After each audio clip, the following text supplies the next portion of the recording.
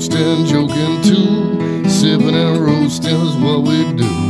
Light 'em up, drink 'em down. Whiskey and cigars all around. Cheers, y'all. Well.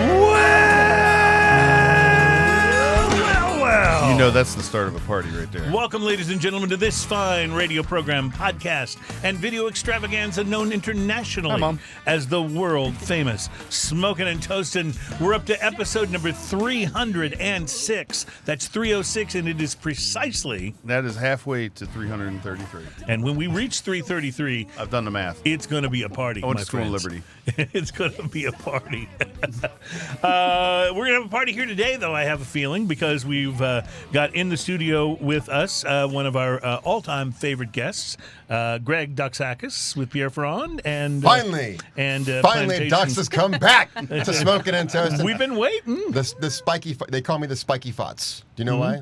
The Spiky Fots, because I'm a friend of the show, and when I'm on, the ratings spike. Oh, the spiky fots. The I like spiky it. fots. And you always bring the most interesting people. And, I do. And they're always related to the most interesting people. So before we start, is your mom standing by to comment in the chat? My mother? Yes. No. Okay, because that's what happened Oh, last he didn't time. tell you that And story? it was classic. Yeah. It was just classic. So I'm sure you have something else up your sleeve for us today. And they're short sleeves, so we don't know where they've been. Dox is with Pierre Ferrand and, of course, Plantation Rum, and he has brought goodies for us to sample today, so we're super excited about that. But you've also brought a guest. Introduce Adrian to us. I did. This is Adrian Stoner. She is our rum community liaison for Maison Ferrand. So the thing about Adrian is that she... Great title. Well, I know, I'm so jealous. No, here's the thing, though. It's a fun job. It's a title that was earned. Adrian is She was a market person in Chicago for the company, and it didn't take long for Alexander and the rest of the team to figure out there's something special about her. And she is just a student of the game of rum. She knows more about rum than I certainly do, and most people that I've ever met. So the rum community is just that. It's a deep community with sometimes dark, scary waters, and it takes someone who knows how to navigate those waters to guide us through sometimes. So that's what she's doing out there day in, day out, fighting the good fight and representing Maison Ferrand and all of our rum labels. I just have to ask this Thanks. question. When you were in high school and you got, your time in the guidance counselor's office, did your guidance counselor let you know that something like this as a profession would be possible? 'Cause Definitely not. Mine didn't, and I'm still really pissed. Mine did warn me I might end up in a padded room someday, which I know right now. But, And here you are. Yeah. So how did you become, The walls are actually padded. A, this interested in rum, and B, this knowledgeable about it? Well, I got into this side of things through bartending. I bartended for 17 years, and the last several years of my tenure as a bartender, I was working at rum bars with really great education programming, and I had to find a place to deposit all of that knowledge. That's so cool. So bartending is really fun. I love hospitality, of course, but I want to talk about rum with more people than just, the few people I could. Well, you're certainly in a good place to Thank do you, that. yeah. We are big fans of rum here in general, but we're especially big fans of Plantation. That's it's just there's so much going on that's so wonderful in the Plantation line of rums. From just what we do at my house, our sort of everyday rum, which is either the pineapple or the Isle of Fiji, to some of the really special bottles that we've had the good fortune to sample when Dax has been on the show. And when Dax, did I call you Dax? I apologize. When Dax has been on the show, and we've had the opportunity to really, I think, get a little deeper than I certainly ever would have thought I'd be able to into learning about all the rums in your line. So I can only imagine if you know more than this guy does about it, that's pretty high bar. she's frightening. Yeah. Okay. I'm scared to death right now. The reason, honestly, the reason why I brought her today is I didn't want to spend a day alone with her all day. Wow. I was like, I need some buffers. Can totally understand that. Well, we'll be tasting some things. I think you kind of want to surprise us with at least a few of them, so we can just wait until we get there to introduce them all. Although I think we may have put up a few shots of a few things already, but that's all right. We can be surprised when we get there. We'll be tasting a number of spirits from Docs and Adrian, and we'll also be talking about a couple of very interesting beers. Well, 3, actually. Ian, I think we might have had this one on the show before, but I don't remember, which either means that it wasn't a very memorable beer or that we had a lot of very memorable beer on that show. On that same show, and I correct. just don't remember any of it. But it's from Eagle Brewery, which is from Bedfordshire, England, and it's their banana bread beer. Have we done that before on the show? That sounds real familiar. Yeah, but I spent like a half an hour looking at, just gazing at the can. You know what? And let's I couldn't talk place about it. What show are we on? 300 and what? 306. I should have just divided 333 By 2, and I yes. would've You would have known exactly the what show number, we're on. yes. 306. We're 306 shows and a minimum of 3 beers per show. Right. That's a lot of beers. Yes, so, that is a lot of beers. So forgive us if we slip one through a second time. Fair if enough. that's the truth. And if I don't remember, then it's worth tasting It's again. probably and- at least and a talking couple about it, right? years. Yeah, or for weeks sure. since we did it. So There's a brewery in Golden, Colorado that's not Coors. It is called the Holidaily Brewing Company, like Holidaily. And they Coors hasn't crushed them out of existence no. yet? In fact, they're the guys trying to keep Coors honest. You know, just trying to go. Yeah, this is a big brewery town. There's the big brewery, and here's the good brewery. Right. You know, but they have an IPA called Fat Randy's IPA, and we'll be checking All right. that out on the program today. And then from Brewdog Brewery I in love them. Ellon, Scotland, they have a pecan and toffee Christmas stout that is themed after National Lampoon's Christmas Vacation, and the name of the stout is "It's a Beaut." Nice. Which you remember Chevy Chase saying, "It's a Beaut." So that's something we'll look forward to. We'll be tasting with all of these guys in here, and we're really excited about that. We will also be talking about some festive holiday drinks, and we wanted to get to the cocktails this week because next week our guest will be our good friend and Smoking a Toast and wine expert Mark Burrell, who will be that's here to awesome. talk about wines for the holidays. So we're getting it. And then after that, our big holiday blowout show, which basically means Ian and I just show up and drink. Yeah, well, and we'll be there's that. looking forward to that as well. So also on the show today, our drinking news segment will make its return, and at this point it is my duty, my sworn duty, to give you a drinking news teaser headline. So with Ian's appropriate musical accompaniment, I don't see dead people, but I hear dead presidents. So there's your teaser headline for today.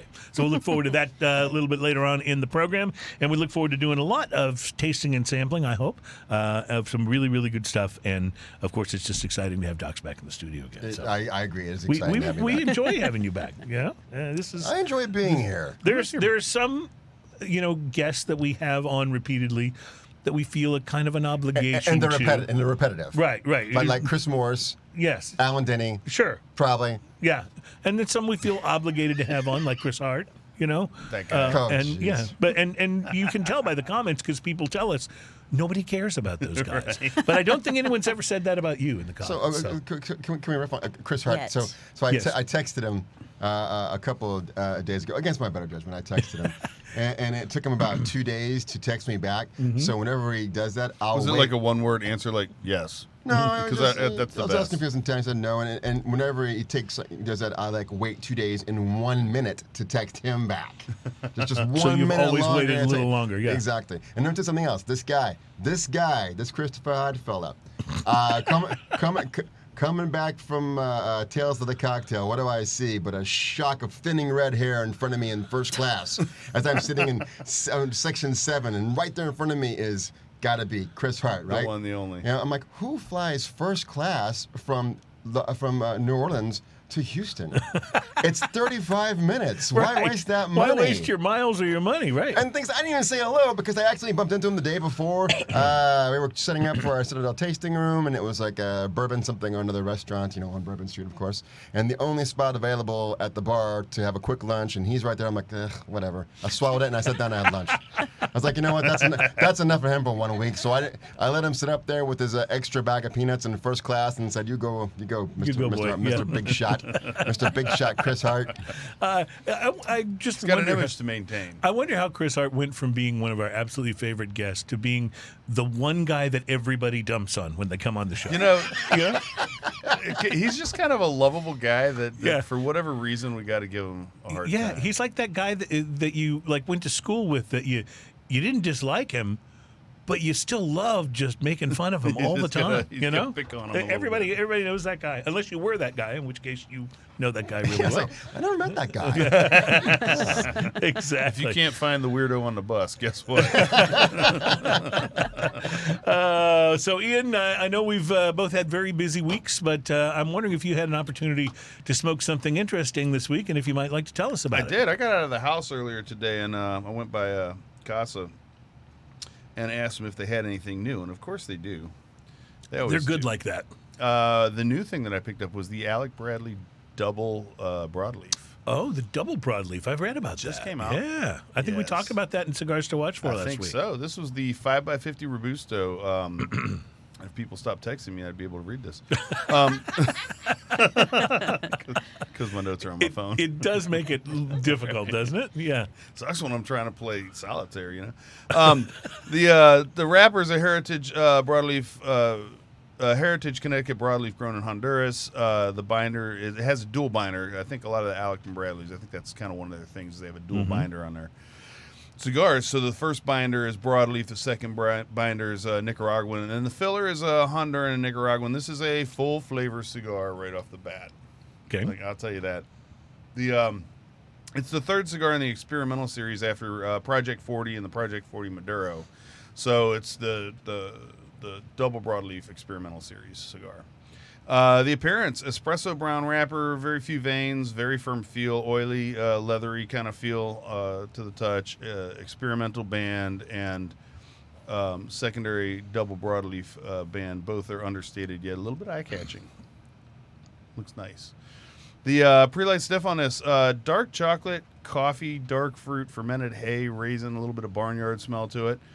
The pre-light draw, I used a punch on it. I got a perfect punch. Look at this picture right here. It's like one of those, you get the perfect punch. I on the do end of a love that cigar. when it's just perfectly round, no extra leaf coming out. No, it was a perfect punch on it. I had a medium draw, sweet, creamy coffee, cocoa, and rich earth from it before I lit it.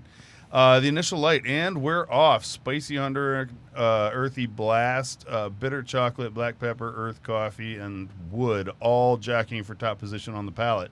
With coffee, bitter chocolate, and cedar leading off the gate, retrohale is peppery and woody. The first third of this, when the smoke clears from the starting line, we have a few clear leaders around the first corner, with coffee and bitter chocolate coming around the first, followed closely by earth, raisin, and sweet cream. Cedar taking up the rear along with black pepper, retrohale is peppery, and sweet cedar, solid ash, good burn. Nice. I gave it a theme. That was The exciting. the look you're giving me. I was like, come on, pepper, has pepper around the bend. He's been doing this for a while, though. He's become very literary in his cigar notes. The second third of this is the flavors settle in for the ride. Sweet cream and raisin gain a few positions, running neck and neck with bitter chocolate and coffee. Is just barely keeping up with the front of the pack. The rest of the flavors are stretched out behind with cedar, pepper, earth, and a surprising appearance by leather and toast. Retrohale is sweet, woody, and pepper. Solid ash, uneven burn. The third. After a quick pit stop to tend the burn, the field changes dramatically, leaving sweet cream, bitter chocolate, and cedar vying for first, second, and third positions, followed closely by earth, toast, raisin, and brown sugar. I didn't even know she was in a race. The backfield is taken up by pepper and earth. Retrohale is sweet, woody, and pepper. Solid ash, good burn. That's it. Well, you got to tell us No. what your final thoughts I'm not giving are. you the checkered flag. Oh, okay. All right. The price to quality on this was $9.85. I give it a solid 5. If I didn't have to tend it, I would have probably gotten a 5.5. Because it's really good. Like, I really love the flavors in the cigar. It was really nice. It burned a long time. It was a 5x50, and I got an hour and 15 out of it. So it burned a long time. But I give it a solid 5, man. It's worth it. I'll buy more of those, definitely. What you guys have to understand is this guy who waxes so poetic now in his cigar tasting notes. When we first started the show, 306 or 5 shows ago, and I would ask him about a beer that he would taste, and he'd just look at me and say, beer good. And I'm not kidding. Hey, dude. sometimes you don't have to say much to get your point across. No, listen, the online correspondence class is really paying off, man. I mean, it was descriptive. I felt like I was there. It was, I unfortunately had enrolled in Trump University, and apparently they're out of business now. So I never got to finish my continuing education. I don't know what it is. Like every once in a while, when I'm doing a cigar review, like I'll put something in there that'll make me think of a scenario. Like in this, I don't know why it was a race. Some of them are obvious though. When I did the Hemingway short story, right? Obviously, you know, I mean, like, how do you not put that into? That was maybe one of your most literary cigar reviews ever. So, literally, it was literally. Yes, he keeps doing these, and I'm like, oh, would you stop that? It already is enough. Takes me enough work and time to put together the notes for the show and find a drinking news story, and now I got to compete with that? Come on. I won't try to compete. I'll just tell you that I had a really interesting cigar this week. The Drew Estate Joya de Nicaragua Antano. Yeah, Antano. Every time I look at it, I want to say We talked about that Antonio. last week, as a matter of fact. Yes, we talked about the cigar. So I smoked one of them this week. Oh, yeah. So I had the Gran Consul, which is, okay, so the classic Joya de Nicaragua brand was regarded in the 1970s as one of the best and most popular cigar brands in the world. Unfortunately, the Nicaraguan Civil War and the unrest that was caused there by the Sandinistas essentially destroyed the brand, and they went out of business. It was revived years later by Tabacos Puros Nicaragua S.A., and then recently acquired by Drew Estate, which is, Jonathan Drew and his company, and they are wonderful, and they've done a great job keeping Joya de Nicaragua alive. The Antano line is considered to be Joya de Nicaragua's crowning achievement. The Gran Consul is a short, fat cigar that is tapered in a figurado shape at the head, which you'll see right here. It's only 4 3/4 inches long, but it's a 60 ring gauge, so it's not far from like something in the nub line. Right. Yeah. So I clipped it off and did my pre-light sniff as well as the cold draw. There was plenty of barnyard aroma, kind of a wet grass barnyard, which sounds unpleasant but wasn't. No. Add in some nuttiness on the pre-light draw, kind of like toasted almonds, and I was like, okay, well, let's light this up and do it. So I did that. I lit the end of it, and I got what almost amounted to a Nicaraguan pepper blast. That's our term here at Smokin' and Toastin'. Yeah, that's our term here at Smokin' and Toastin', for an initial rush of pepper to the tongue and to the palate that can sometimes happen when you first light a Nicaraguan cigar. Mm-hmm. Someday, songs will be written and performed about this phenomenon, but until then, we are forced to settle for particularly substandard Barry Gibb impressions that are well-intentioned, but unfortunately have been known to scare small children. Did you write all that knowing that I haven't written the Nicaraguan Pepper Blast song yet? I wrote all of that assuming that you have not written the Nicaraguan Pepper Blast. Now I feel a little bit bad. Yeah, well, think how bad you'll feel if I go back to doing the Barry Gibb impression. I go blind in one ear. So there was a slight rush of black pepper to the palate, but I'd say it wasn't quite as pronounced as what I usually think of as a Nicaraguan pepper blast. So in addition to the pepper, I got some deep chocolate notes along with a bit of leather in the first third. It looked initially like I might be dealing with a really crooked burn line, even though the draw was great, but that kind of seemed to correct itself about 3/4 of an inch in. And just after that, the first chunk of ash fell off. At about the second third, I picked up a note of black coffee. The chocolate faded somewhat, and the pepper remained, even picking up a little bit from where it had been in the first third. The burn continued to be just fine, not razor straight, but no issues at all, as you'll see in the picture here, or wherever it is. By the final third, the leather had returned to the palate, was joined by a light cedar note, and I noticed a creaminess on the finish that I hadn't noticed before. Still lots of pepper, especially on the retrohale, but despite how full-bodied this cigar was, the creaminess kept it from ever becoming harsh. Particularly, a lot of cigars will get more harsh in the final third, and this one really didn't. The Joya de Nicaragua Gran Consul is not a Fisher-Price, my first cigar. It is most definitely big and bold, and although it doesn't get harsh, you can tell that you're smoking one of the big boys, even if it's not all that big. The cigar can be had for $7 or $8. It is a fairly quick smoke, but the blend of flavors is very good, and it is nice to have a couple of these in the humidor for a time when you don't have all day, but you still want a big smoking experience. I recommend the Joya de Nicaragua Antano Gran Consul wholeheartedly if you're looking for big and bold, but still creamy and flavorful at the same time. Price to quality, a solid 5. I wouldn't want to be asked to pay more for a cigar that wasn't larger than this, Right. but it was every bit as good as the cost. So our price to quality scale, when we talk about cigars, it's a 1 to 10 scale, but 5 means you got exactly what you paid for. So if something rates above a 5, it was knocking up out of its weight class, and if it rates lower than a 5, it doesn't mean it wasn't good, but maybe compared to what else you could get at that price, it didn't quite hit the bar. Although So if you get a 2, it's probably not good. if you get it 2, it probably is not At good. almost any price point. That's exactly right. And also, it's difficult for a more expensive cigar Yeah. to get past a 5 because they're already pretty expensive. Yeah, So, I mean, when you're smoking a $20 cigar, it yeah. better be good. Yeah. You're not sitting there going, I would have paid $22 for this. Yeah? But it could happen. All right, we're going to take a break because until we get into the next segment, we probably won't start the tasting. So let's get into the next Hurry segment up on that. and start the tasting. I'm really excited about this. You're watching Smoking and Toasting. We've got special guests in the studio we're very excited about. So we'll get back to hang with you guys and chat some more coming up.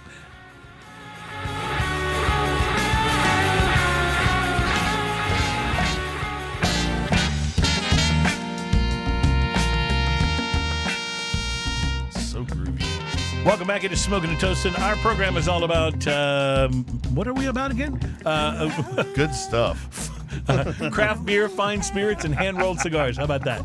We've just started this Yeah, show. oh, I know. And we've been, I have not, as John Paul Jones once said, I have not yet begun to drink. I've already pulled out a knife By and the way, you've it's forgotten not- the words. I don't know what's going on here. That's not the Navy guy. I'm talking about the guy who was in Led Zeppelin. So, all right. Yes, we are excited about today's show. It's show number 306. We're going to talk about great cocktails for the holidays, and we're also going to talk about some cognac and some rum. And since we've got what appears to be a rum expert whose rum knowledge surpasses our own good friend Docs in the studio, we should probably start talking about rum. You're here. So, Adrian, you're on. What can you tell us about this rum that, first of all, we are intimately familiar with the Isle of Fiji rum. Mm-hmm. But this is something beyond that, by at least just a little, right? It Right. looks like it, packaging-wise, it's not exactly the same, but it's got the same sort of color scheme, and yet it almost promises something more. Little clownfish It right here. definitely promises something more. And this is a vintage. So the Isle of Fiji is a blend, right? Mm-hmm. This one is a 13-year-old rum from the Rum Co. of Fiji. We have a close relationship with that producer. And Liam Costello from Rum Co. of Fiji is friends with Alexandre. We've done a few vintages with them in the past. And Mm-hmm. the Isle of Fiji is kind of our first kind of forever partnership. That's a Right, permanent that's fixture. that's a permanent thing in the line, and so that rum was from this relationship, correct? Okay. But before Isle of Fiji came out, we already had 2 different vintages. And so this is our 3rd vintage from Fiji in this lineup. I'll just say, the C collection. my wife and I were hanging out with some friends yesterday, and we were sharing with them some of our bottle of Isle of Fiji rum, and to a person, they were like, wow, and expecting it to be a really expensive, pricey so bottle of rum. good. And when we told them, what we paid for the bottle, they were really surprised that you can get that good of a rum at that price. And I say this followed by the caveat, please don't raise the price. Because it's so awesome that you're able to get it at that price. And I know everything's going up, I get that, but you could charge a lot more for that rum, and I'm glad you don't. This, however, I'm guessing is sort of another step beyond, right? Right. This definitely has a higher price point because of the age. Fiji is a very tropical place, right? So anything aging on those islands is going to be very aggressive. You lose a lot of angel share. Right. So we're talking like 10% annual. It's Wow. pretty high. 10% a year that you would lose from evaporation. Correct. Yeah. Wow. 8 to 10%. So it's aggressive. That means that things aging there are going to have a heavier oak finish, right? with that oak interaction just being so steady and constant. This one has a second aging, like all of our plantation rums. This one has a second aging in cognac barrel. So the first 10 years in Fiji, the last 3 years in France in a cognac barrel. So we're slowing down the aging, introducing a different oak finish, right? French oak versus American oak. And I think it's beautiful. Now, do you send do you do all of the aging in Fiji, or do you send the rum to France? We to be send aged? we send it to France for the So second aging. You send it to France, where it is put in French oak barrels and aged then for how many years? 3 more years. For 3 more so years. it's 13 years old total.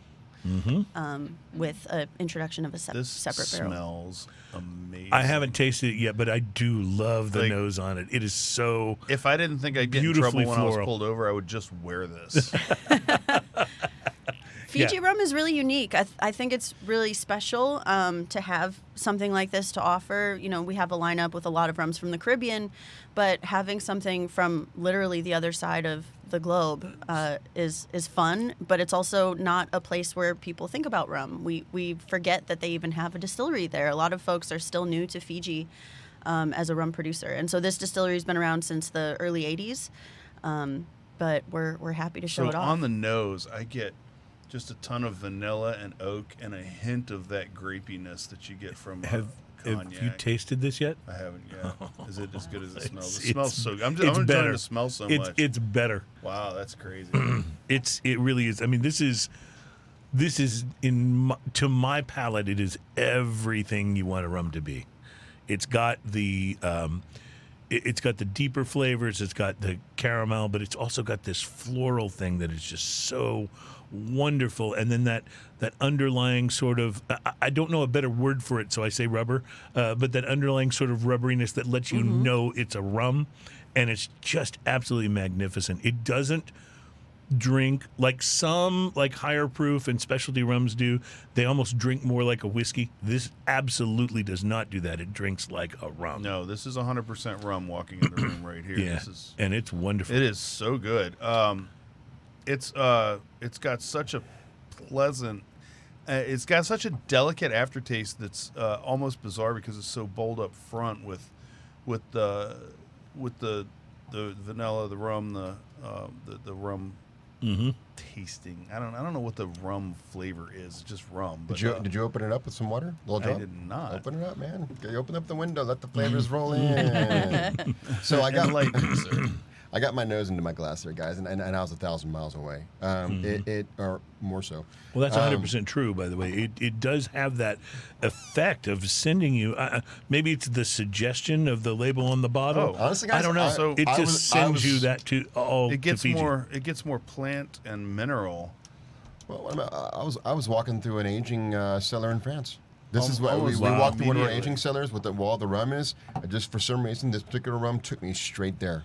I have not been to an aging cellar in France, so I don't have that as a memory point of reference. But Can it you do gets- shows from an aging cellar in France? better believe we can do shows It from an gets aging cellar almost in a France. sweet and creamy. I smell kind an of award. thing. I don't know what the awards are for these kind of things, but we're gonna win one, baby. It picks up with the water. It picks up almost a creaminess, kind of a sweet, creamy kind of thing going on. Well, you know, On the nose, though, you're right. You get more minerality Mm-hmm. with the water added. Some of which could be from the water itself, obviously. And but a little of the vegetal or plant, Uh-huh. if you would like. I don't know if vegetal sounds really pretty, but Yeah, there's but a it's savory really, quality. Really good. Sure. wow, I've met it spirit. is really nice with water, though. I've met spirit makers from across the world, and they all agree on one thing, and that is you really, until you open it up with just one drop of water, 1 or 2 drops of water, then you really have not smelt the true spirit yet. You got to cut some of the alcohol and open it up. So there's no shame in that. I'll always open it up just a little bit. You don't want It's to put a bunch of interesting. water in there, just a couple of drops. Yeah, it's interesting because we're almost like always would do that with a whiskey. But yet, for some reason, with rum, we're maybe not quite as likely to do that, or with tequila. So, my drinking process, because I've refined it down to this. I love that you have a drinking process. Let me just say that. First, I open the bottle. Step 1. Step 1, open a bottle. Yeah. 2, clear the neck. Sometimes Cruz opens the bottle though, so Yeah. Sometimes I skip step 1, but no. I always like to try stuff neat, and then I'll generally try with a drop of water, and then if I have the opportunity, I'll put a chip of ice, a small chip, not a big block, not anything like that, but a small chip, because I want to taste the cold flavors, which usually brings out kind of the brighter flavors, the fruitier flavors. And then as that ice melts in, then you get that diluted, warmer, usually you get more like some of the sugary flavors and things like that. It's really, really interesting. That's my process. I'm sticking to it. It's all really interesting in different ways to experience the same spirit. And it's part of what why we enjoyed doing the show is that we really look at these things as experiences. These are things that enhance our lives in many ways, whether we're talking about the cigars or we're talking about the spirits or the craft beers. It's not like when you were in college and you brought in the case of beer and you sat around with your friends just to get hammered. It's about the experience of all this stuff. And what I love about this rum is that it offers this experience that is so multi-layered. There's so much that you can do and you can get out of it. And I just have to absolutely cheer your collaboration with this distillery, because this is really, really wonderful stuff. Now, is it a collaboration with their distillery? Did you build the Plantation distillery to do this with them? How did that part work out? Okay, I'm going to stop him right there. I've been on the show how many times? There is no Plantation distillery. Okay, so right, correct me. Okay, no. But everybody may not know this, though. So we have a distillery in Barbados, which is called the West Indies Rum Distillery. Right. It's been there since 1893. We are part owner. We share ownership of 2 distilleries in Jamaica, named Clarendon and Long Pond. We do not own a distillery in Fiji. We have a relationship with Liam Costello there, and so they partnered to make the blend for Isle of Fiji. Outside of that, we are partners as far as business goes. So they do sell a lot of bulk. They used to sell a lot of bulk to Shear, but now with our relationship, we kind of get like first dibs. If we want to do another vintage, we're the first customer they ask. And this 2009, is this something you'll continue to do these like next year and Absolutely. the year after? Oh, yeah. As often as we can. Well, if you remember, last year it was an aviary theme. Right. Well, we've always the rums have always been sort of a celebration of the flora of the nations we've worked with. But now we're like homage to the fauna. Am I saying that right? Yep. Flora and You fauna? got it. Okay, all right. Sorry. Nailed it. So last year was an aviary theme, and this year it's an aquatic theme. We're calling it Under the Sea. So I believe the last time I was in, I had the Jamaican with the manatee on the label. There's another one out there. It's no, that's Australia from last year. Golly, we got another one coming that's a Panama with the humpback whale, sperm whale. What kind of whale? It's a whale. It's a whale. It's a whale. I don't know specifically which whale. Shouldn't take its temperature.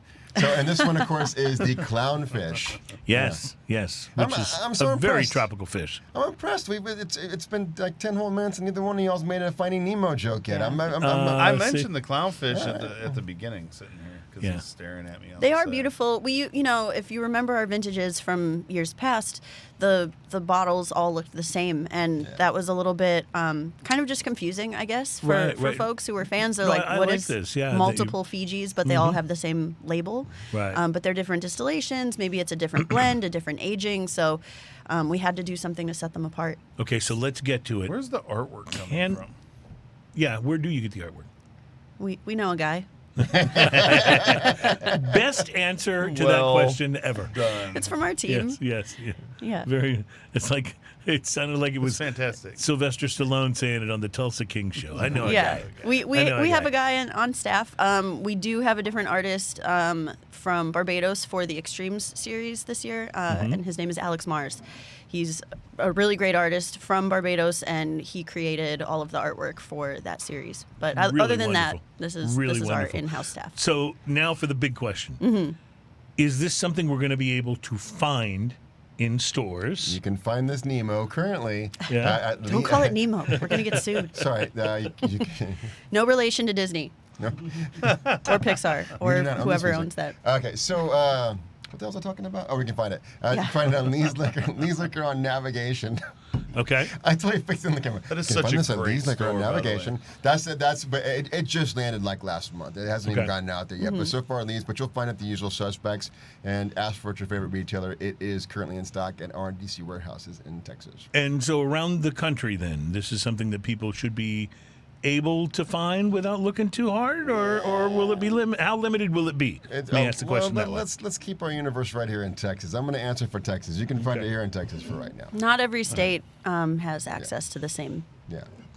beautiful rums, So unfortunately. What did we here in Texas do to become so lucky that it's to be able to have access? Because like Docs this? is here. Okay. What has two thumbs and gets us access to the good stuff? I This live guy. in Nashville, and it did just land in Nashville, so that's exciting. Well, very good. So for all those folks. Well, the next question then, retail. What are we going to pay for this at retail? Anywhere from like $80, $85. That's really not bad. It's really good. Yeah. Because given the quality of it and what I've tasted, from you guys before, I was expecting it to be 100, 110, something like that. So that's. I mean, again, not trying to talk you into raising the price. I can tell you what the suggested retail price is, but those darn liquor store owners, they seem to have a mind of their own. I get it. All right. So, is this something that will be only available for a limited time? And once it's done, it's done. It's a vintage, so it's 2009 vintage. And so, grab it if you see it, because it won't necessarily be there when you come back. So there's that. So next year we'll be on to something else. all right. Well, I'm really, really glad you did this. And are there other Fiji projects in the works other than the regular Isle of Fiji and your sort of yearly vintage? You'll see a single cask. I think it's going to be in Dallas only this year. It's delicious. Yeah, there's a Fiji one that was in the Rosalier. Am I saying that right? Rosaliers?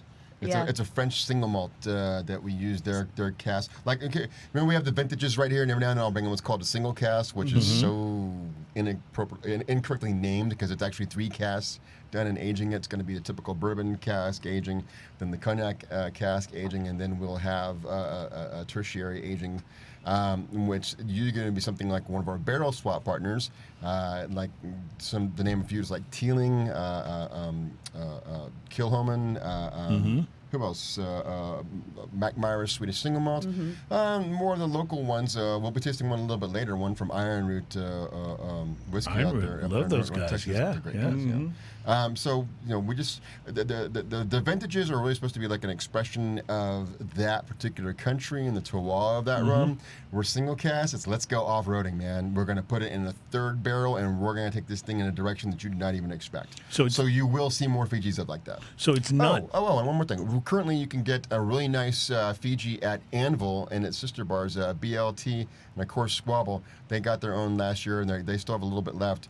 It's the Fiji. I forget the vintage of the year, but it's been triple aged in Mars Japanese whiskey casks. Oh wow! Yeah, it's really special very stuff. Cool. So just to get back to the single cask thing, it's actually matured in 3 different casks. Yeah. Correct. So it's kind of like a guy on Tinder claiming to be single when he's really not. Is that what you're saying? No, but I'm going to use that knowledge at our next meeting when I'm complaining about the name. Very good. There you go. And make sure you credit your favorite I will. podcast here for helping you come up with that. Ian has poured us the first beer, and I don't know how big of a shock this will be to the system after drinking such delicious rum, but this is the banana bread beer. It actually goes really well right after. I was hoping so. Because it's got the tropical thing. It makes you wonder, did they go, yes, you know what? We're going to make a banana beer. Right. Or did they make a beer and go, well, that's banana bread? Right. Because it really, really is very bready and banana-y. And it does have that. But it's still beer. It's still intact. But it does have that sort of flowery top of the banana beer crust to it, as well as the banana. No, they've nailed it. And you can almost taste like a pecan. No, you can. There's a nuttiness.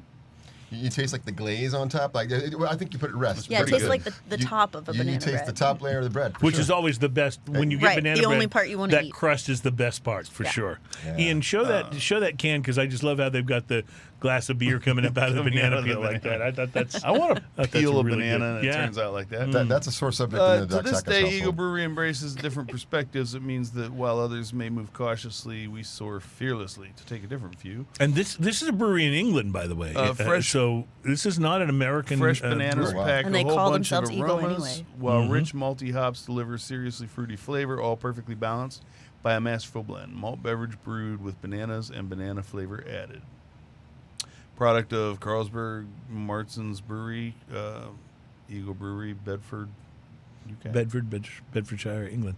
I do wonder though, because it said banana and banana flavor added. Where do you get banana flavor? Banana From a runts. factory? Banana runts. The little said candy from a factory? Yeah. You're From a full of factory. answers today. I think you're Coming in right. at 5.2%. I think it's ABV, delicious. Using well lager done. and crystal malts, and then Challenger and Syrian Goldings hops. And you were right; it actually does complement the rum pretty well. It really kind of really, like really does. there's not really a clash going on there. I They're was very worried, different. I was worried, but this is. We're going to have one This hell of is a totally cross working. promotion here. Maybe we can do a barrel swap. You know, it is interesting that you pointed out that they're Eagle Brewing, and they went with the Eagle, which you always think of as a more American thing. I had that same thought when I was putting together the notes for the show. I was like, "And where is this from?" Oh, I couldn't believe. I was really surprised that it was a British beer. Yeah. So now you need to order a Isle of Fiji rum with a banana beer bag. Well, you're not kidding. What do we know That's- about eagles? Are they native to the United No, States? there's eagles in- Are there in eagles Europe, aren't Europe they? everywhere? They're Why everywhere, are you huh? both looking at me like I'm the eagle entrepreneur? Look, you're Well. my inhuman Google. Yeah. Please If answer only this there question. was a device. Wow. If Yeah. only If we had all a had computers supercomputer in that our we could pockets. hold in our hand. Yeah, wouldn't that be great? They Well, can reach out to the stars for answers. you have Eagles, to- because of their feathers, they just look really smarmy. Like they got an attitude problem. Oh yeah, Like a slick back Joe. Yeah. What are you looking at? yeah. They know they're Don't forget- cool, Don't forget and the hooked beak. Too. it looks like Yeah. they're wearing a suit. Yeah, no, you're right. Eagles do look like they have a bit of an attitude. Yeah. You're 100% right. This is the And maybe section that rightfully needs to so. get clipped and put up as its I'm own sorry. thing. As its own porn I thing, digress. like Docs was suggesting earlier. I'm picturing the eagle now going up to the penguin there and this little, well, you think you're better than me? Just bullies, the bullies of the sky. So we were talking about the banana bread. I know Talking I to me. interjected this is that my wife absolutely hates it because I do that. She loves banana nut bread, and I can take her or leave it until she's actually purchased it. You know what I mean? And then I just take the top layer off because that's right. It'll be like, there'll be none You're left. that guy. I'm that guy. I did it. I did And you're it. still married. Yeah, amazingly, yes. Well, Good for you. I got to tell you, this is delightful, and now I want to go buy more. That sounds And pretty good. I will say, a lot of time when you get something as specialty-ish as banana bread beer, I'll say, well, that's really good. I'm glad I tasted it, but I don't want to stock my refrigerator. No, This I kind of that's do. pretty solid. That's very, very sessionable even. Yeah. Okay, so Yeah, it's light. This is weird. The third taste, and now I'm getting more banana than I'm getting banana nut bread. You know the middle of a fudge bomb? It's fudge, banana, fudge. Why do when you you're a just kid? only eat middles and layers of food? What is the deal? You know, this is interesting. Having You you only on- like one part of every food that you eat. It's interesting because having you on, Adrian, we're finding out things about Docs that we don't find out when you're not here. So specific. Now I'm picturing Mrs. Doctor. Who ate the middle of all the fudge bombs? You're the guy that goes through the bag of Tootsie Pops and gives them Literally. all 5 licks and then crunches them to get the center, right? Did you invent That's the why the Tootsie Pop? Gardetto's, Is this where the sickness Gardetto's is mix coming doesn't from? have any rye chips left? Yeah. See, and you notice he corrected me, by the way. I said 5 licks. He immediately goes, no, it's 3. It's 3. 1, 2, a three.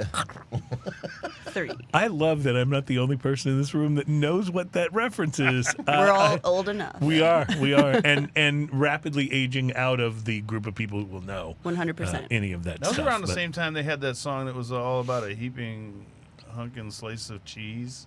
A hanker Wow, for a that's hunk of so- cheese. Remember that? It's time for timer. Oh man, Garth and I were talking about this the other day. It's like how bad it was for kids. Like, hey, you hungry? Just eat a big piece of cheese. You'll be fine. A Don't worry about the rest of it. hunk of cheese. A hanker for a for a hunk hunk of of cheese. cheese. I missed this yeah. completely. She's from Wisconsin. She's like, I don't see the problem. Yeah. What do you mean? That's not a meal? Yeah. No, it's not. It's something you wear on your head at sporting events. You know this. Hey, Yeah. go Pack Go. Come on. She's one of those too. She's All right. Truth. So I won't ask you about Aaron Rodgers' future then, huh? He's dead to me.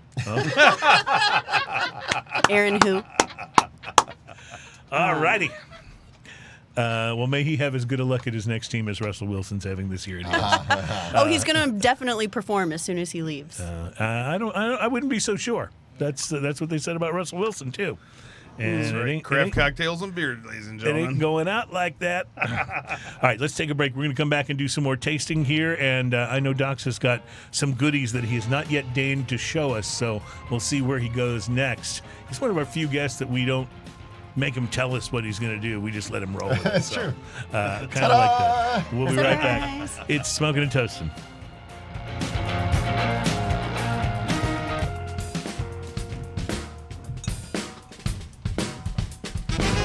Welcome back. It is Smoking and Toasting. We are glad you're here as we do show number 306. We're all about craft beer, fine spirits, and hand-rolled cigars.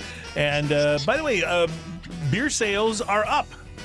However, they are not up to the same degree that spirit sales are up. In fact, beer has been losing market share to spirits for the past 12 years in the U.S., and spirits now dominate the share on the liquor delivery app Drizzly. Have you used Drizzly, by the way? I've never used it. I haven't used it either. But apparently, it's really all about spirits. The major breweries, you know, the big ABs and those guys, are all trying to diversify their portfolio now to do hard seltzers and canned wine and canned cocktails. But the really interesting thing is that some of them are dropping the word brewing company from their name. Molson Coors Brewing Company is now just Molson Coors. Isn't that interesting? Oh. No, it's not? No, I'm shocked. I believe hope you. it works for them. Are they suckering people? You know how to make. You know Oh, how to no, make no. It's not Coors beer. It's just Coors. Enjoy. You know how to make a decent hard seltzer. Yeah. You just buy one of those unsweetened Seltzers? seltzer waters. Yeah. And put a little vodka in it. It's better than It'll work. everything you can buy. It'll work. I'm telling you, it'll work. Like instantaneously better. It doesn't have artificial sweetness, terrible aftertaste stuff. Yeah. It's that aspartame It's sweetener terrible. aftertaste that keeps me from buying into the whole seltzer thing. I kind of like them until I don't, because of that flavor kind of creeping in, that sweetener flavor. I think it's starting to fizzle a little bit. I think if there's two things we saw love that you blow through the No roof. pun intended. No, but, hey, I got a rim shot from John over there. I was like, thank you very much. I know you're out there. I can hear you breathing. So I do think it's starting to slide off a little bit. That and the RTDs. I think The ready-to-drink cocktails, right? With the shutdown, the COVID, and everybody was just I don't want to say desperate, but desperate just for a drink and that sort of thing. I think they shot to the roof, and now it's starting to level out at least. I think with craft cocktails becoming so popular, though, when people go out and try a good craft cocktail and then they have an RTD and they go, ooh, that's not the same. Yeah, no, and you're then- right about that. And then a lot of good cocktails are really not that difficult to make with some very basic ingredients. Right.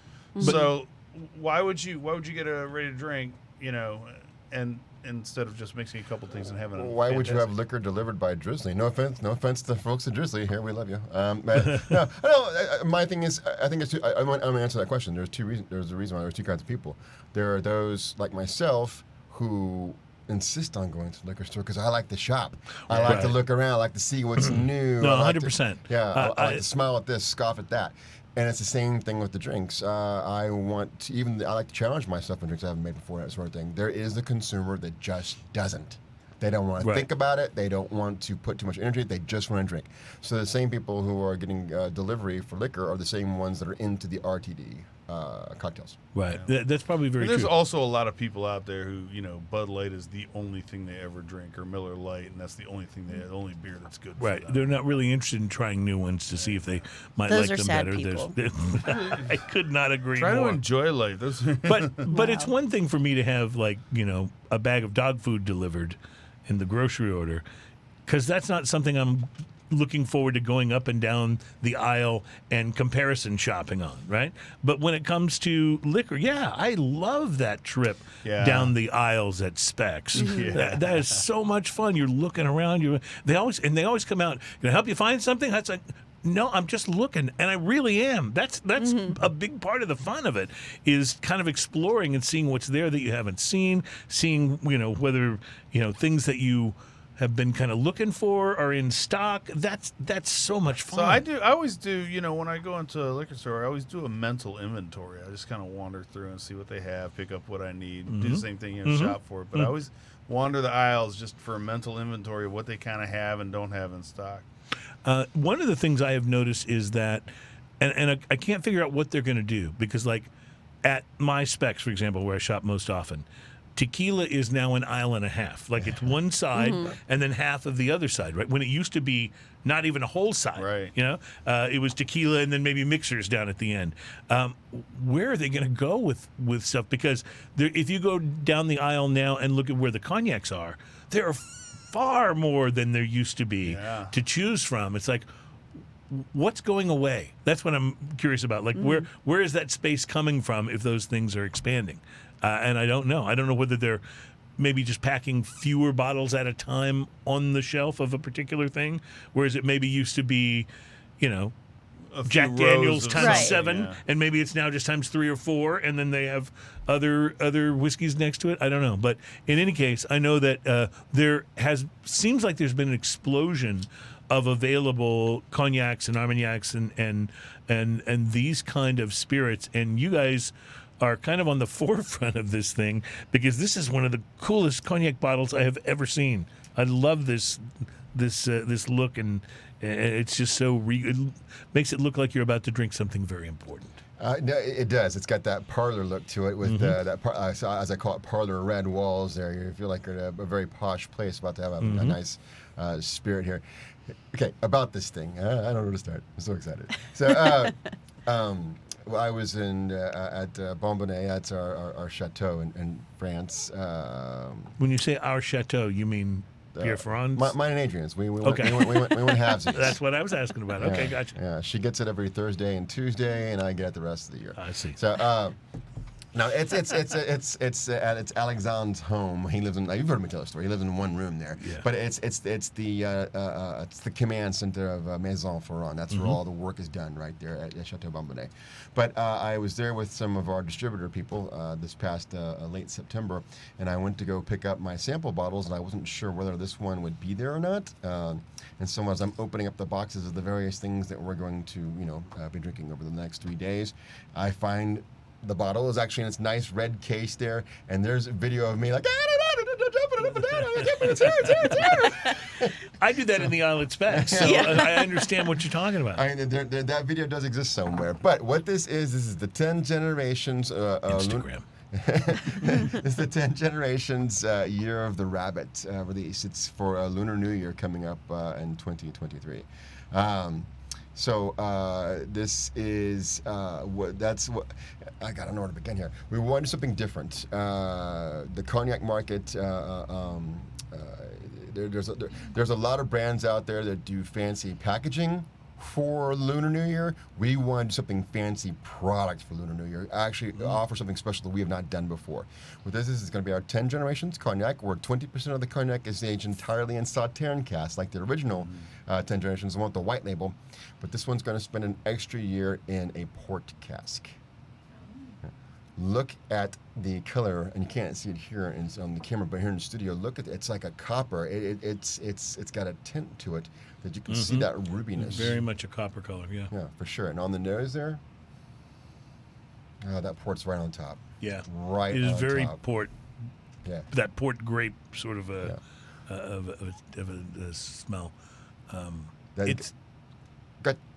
It's just it is so rich on the nose.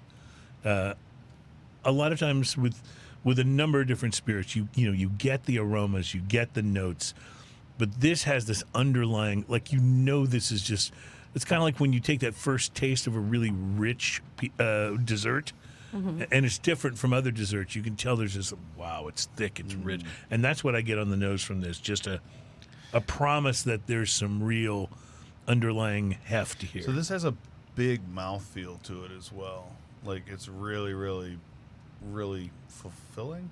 I don't know where it's I'm going. velvety, it's rich. Round.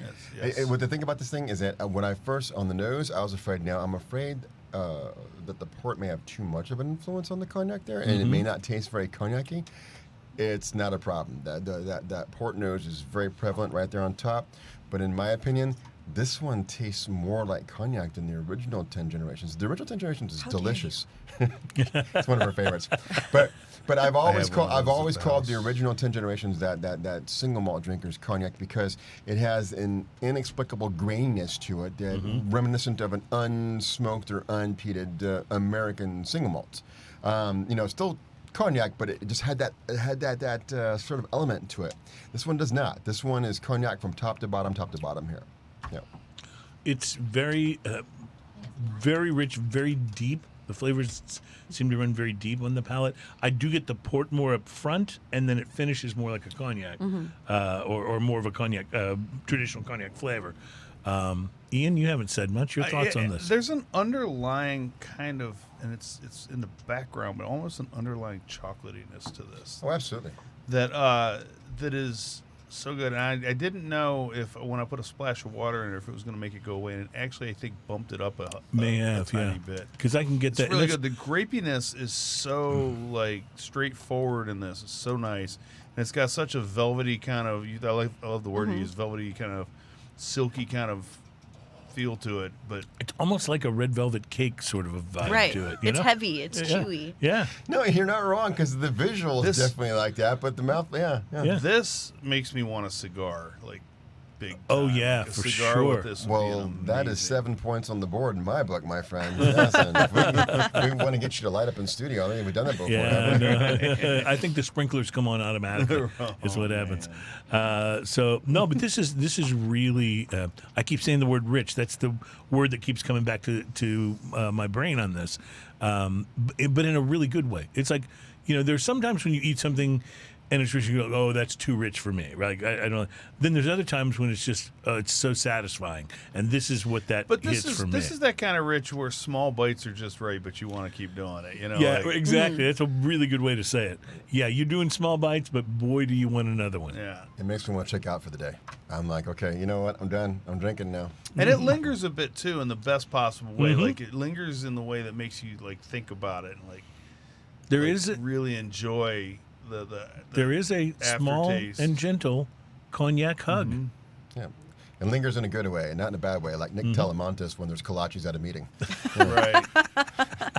You gonna eat that? I think it's a great expression. Have you been holding on to that one for a while, or was that off the top of your head? It may be recycled. We'll see. So we need to do some sort of event, a cognac-a-thon. Yeah. Oh, I like the cognac-a-thon. Yeah. Cognac-a-thon. Oh, one more thing about this one. This one is 88 proof as opposed to the 92 proof of the original 10 Generations also. Interesting. So is this now available? If so, how widely? No, it's on a boat. It's on a boat. It's on a boat. And that's not just a not just a song. It's checks in the mail. It's literally on a boat, waiting for it to clear cut, waiting for it to get into the port of Houston. Right now, it's been a real nightmare this year. Just the ports are backed up in France and they're backed up in Houston. So just getting things from France to our warehouses here, or I should say the distributors' warehouses, has been it's been a chore this year. But so when this does hit the shelves, is it like gone in 60 seconds type of thing? No. We should. It's limited, but we're talking about maybe 220 cases for the whole state. We'll see. Okay. I mean, look, if it's something that if it takes off for the actual Lunar New Year, maybe it'll go by then. But I don't think so. I think it's something that. I thought you meant Nicolas Cage was going to rush out and buy it. There is that possibility. Wait, I'm rewinding it. Why Nicolas Cage? What did he say? What Gone did he say? in 60 seconds. Thank you. Okay, there it was. I was like, was there The Rock? Was there something about The Rock? Was there something about Con Air? I'm rewinding it. By the way, let me just stop and say this. If you have not seen that Nicolas Cage movie, The Unbearable Weight of Massive Talent, unbelievably great. It is so freaking good. So good. His best work. It is his best work by far, and that is topping what I always held as his best work up until then, which was Raising Arizona, which I absolutely loved. But no, this is better. So good. And it's hard to describe to people. You really just see it. It's one of those. Just trust me and see it. My first thought was the ending. I was like, this is so hokey, but that's what Nick Cage movies were. Yes, that's it makes exactly perfect sense. Right. It's 100%. And before we saw the movie, we saw him on a talk show or a clip of him on a talk show, just talking about it. And he was delightful. I'm like, okay. I always make fun of this guy when we're reading stories about him being, drunk in the lobby of a restaurant in Vegas. But I loved the interview. And maybe when he's not doing that. Yeah, he made me want to see the movie even more. And the movie was just absolutely totally worth it. You got to see it if you haven't. Maybe Chris Hart can get us his number. Right, I guess. I'm sure he probably can. Come on, big shot, Chris Hart. Get Nick Cage in touch with us today. Yeah. I please. want Nick Cage Valley Girls back. I can't. I can't move past it. Well, I understand that. Yeah. Some things are seared into your brain and they Still can never there. leave. If there's one thing that can always derail a conversation here, It's Nicolas Cage. It's Nicolas Cage. Yes. I think you're right. And it's a good idea for us to probably take a break now because nothing we do immediately after this is going to feel like it's on the rails.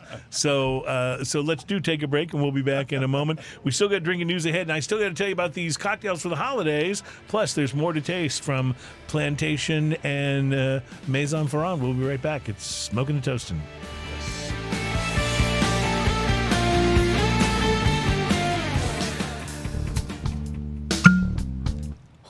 Wow, that was awesome. That was amazing. Oh, we must do that again. That was great. Welcome back. It's Smoking and Toasting. We are all about craft beer, fine spirits, and hand-rolled cigars. And here at Smoking and Toasting, we do our own very high-tech sound effects. So you've just given us a great one there. Thank you. My bad. Appreciate. No, it was wonderful. It was not your bad at all. That was Cool. Absolutely wonderful. So you guys know that I have on a number of occasions extolled the virtues of a great website called liquor.com, and I'm going to encourage you to go there and look up the recipes for any of these that sound interesting to you because they're all there. But I'm not going to take the time to read you the recipes for each one. They have a great a great article that I stumbled across about 11 essential cocktails for your December parties. These drinks will make your festive season even more fun. So no matter what holidays you celebrate, whether it's Christmas or Kwanzaa or Hanukkah or Festivus, for the rest of us, you will find yourself in good hands with some of these cocktails. Number one on their list is Uncle Angelo's Eggnog, where they say they take your typical December eggnog up a notch with this recipe, and it is a perfect one for a crowd or if you're hosting family or friends. There is a bit of a prep process on this, but they say it is absolutely well worth it. There's a recipe for a Buena Vista Irish coffee, which does sound really interesting. Are you a eggnog fan? I am not really an eggnog fan. However, I will have one at holiday time if I'm someplace and somebody else has made it. You know what I mean? It's pretty heavy. Yeah. I got one named after me. Doxnog. Oh, really? I don't know if they did this. Is there a story? Well, it's called Doxnog. Of course, there's a story. No. It's just my friends over at Rosewater and Clear Lake. They use the 10 generations and OFTD rum and the eggnog, and so they were just paying homage to one of their favorite French spirits guys. Okay. Yeah, but it's like I bet I drink at most about a half an eggnog a year. It's just because you're right. It is pretty full and big. But, it's part of the holiday festivities. It's like you would never find me eating fruitcake in July. But I'll have a slice at the holidays if people are interested. Christmas whiskey. It looks just like whiskey. All right, I'm with you. How about a Buena Vista Irish coffee? I love Irish coffee because if you're talking about the Irish, it's basically coffee and liquor. Right. So that's always a good thing. There's a drink they have here called the Whiskey Skin. It's a simplified and traditional take on a hot toddy. So that's something you might want to look into. The Colette Royale, which I got to admit looks absolutely delicious in the photo on liquor.com. They use wintry blood oranges, and it's a December-appropriate take on the margarita. So that sounds really interesting to me. I may have to learn how to make that one. There's the Añogo, which is a San Francisco cocktail, a new spin on eggnog. There's the Blue Blazer. It's a classic concoction, they say. Cask strength Scotch whiskey, sugar, and boiling water. But they say this one is one they recommend for advanced home bartenders only. So I won't be trying this one. Don't boil the whiskey. I've mastered the gimlet and the dirty martini, but that's about as far as I've gotten so far. So I'll leave that one to the experts. There's the spiced rum milk punch, which looks in the photo very much like a sort of a supercharged White Russian. Is what it kind of looks like. There's boozy hot chocolate, which looks delicious. You don't see anything wrong with that. Chopped bits of semi-sweet chocolate, heated milk, and the spirit of your choice. They say you really can't go wrong with any spirit at this point. Although we'd suggest, they say, rum or even green chartreuse. Don't forget to top it off with a pile of mini marshmallows for this most decadent treat. I'm definitely making that one. There's the French Connection, which is a lot like a Godfather. It's a simple 2-ingredient drink. While the Godfather calls for whiskey as its base, this one does cognac instead and combines it with amaretto. They say it is more than the mere sum of its two parts.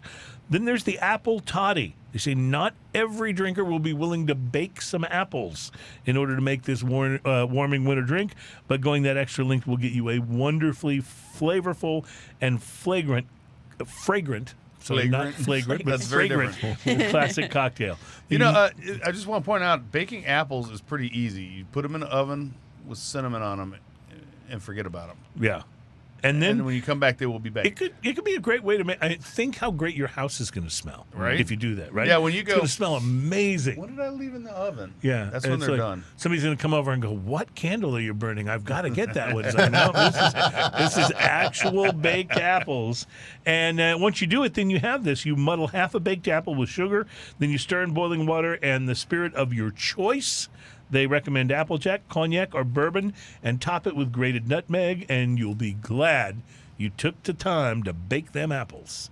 So you can check that out. Finally, I can see cognac going real well with that. The winter set. By the way, we are saying cognac and not Kanye, just so we're clear on any of this. We're going to steer clear of any of the recent stuff.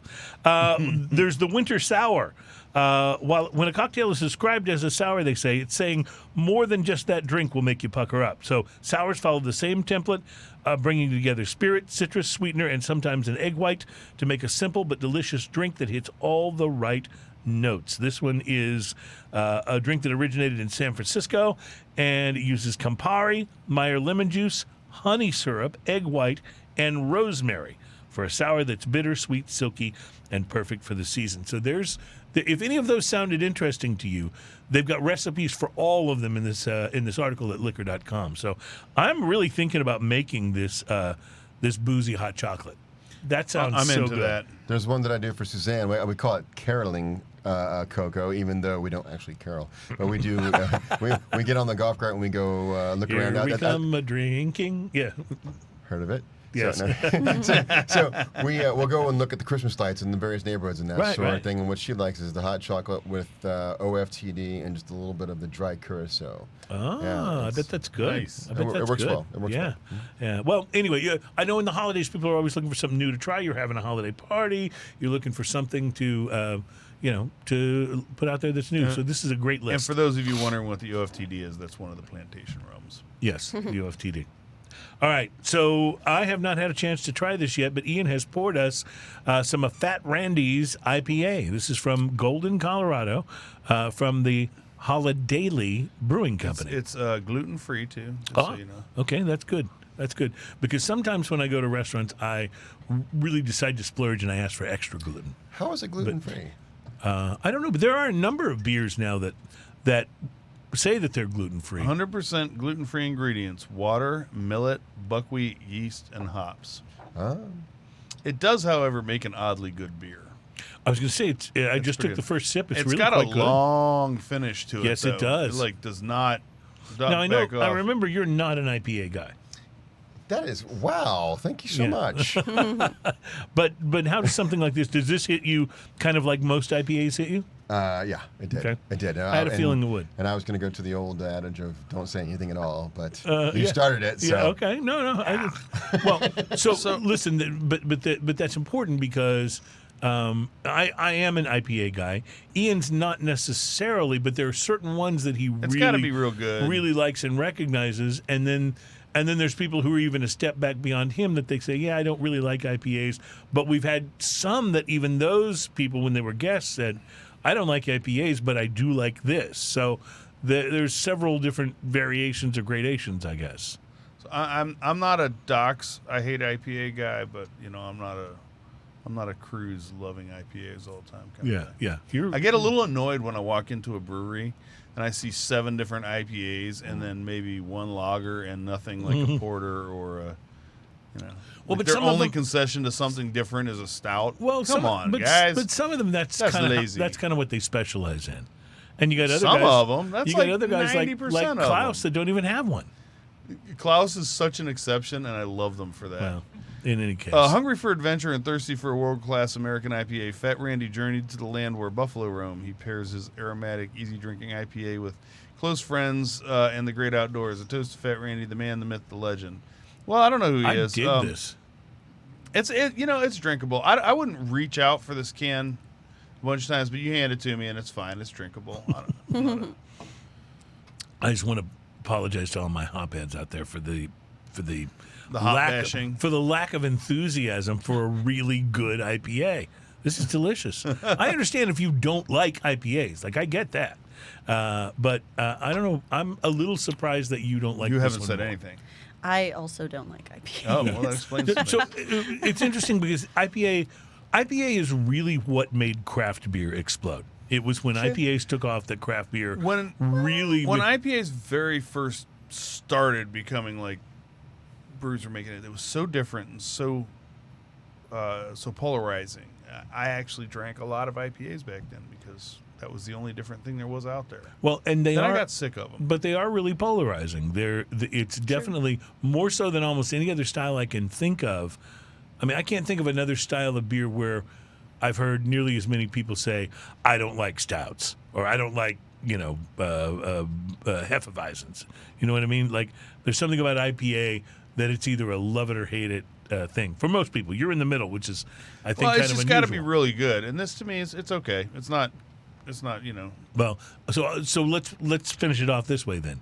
If you are someone who generally likes IPAs, I think you should try this because I think it's well worth your time. If you're somebody who's kind of on the fence, this is probably not one that's going to win you over. So there you go. It's an IPA like any other. No, it's not like any other.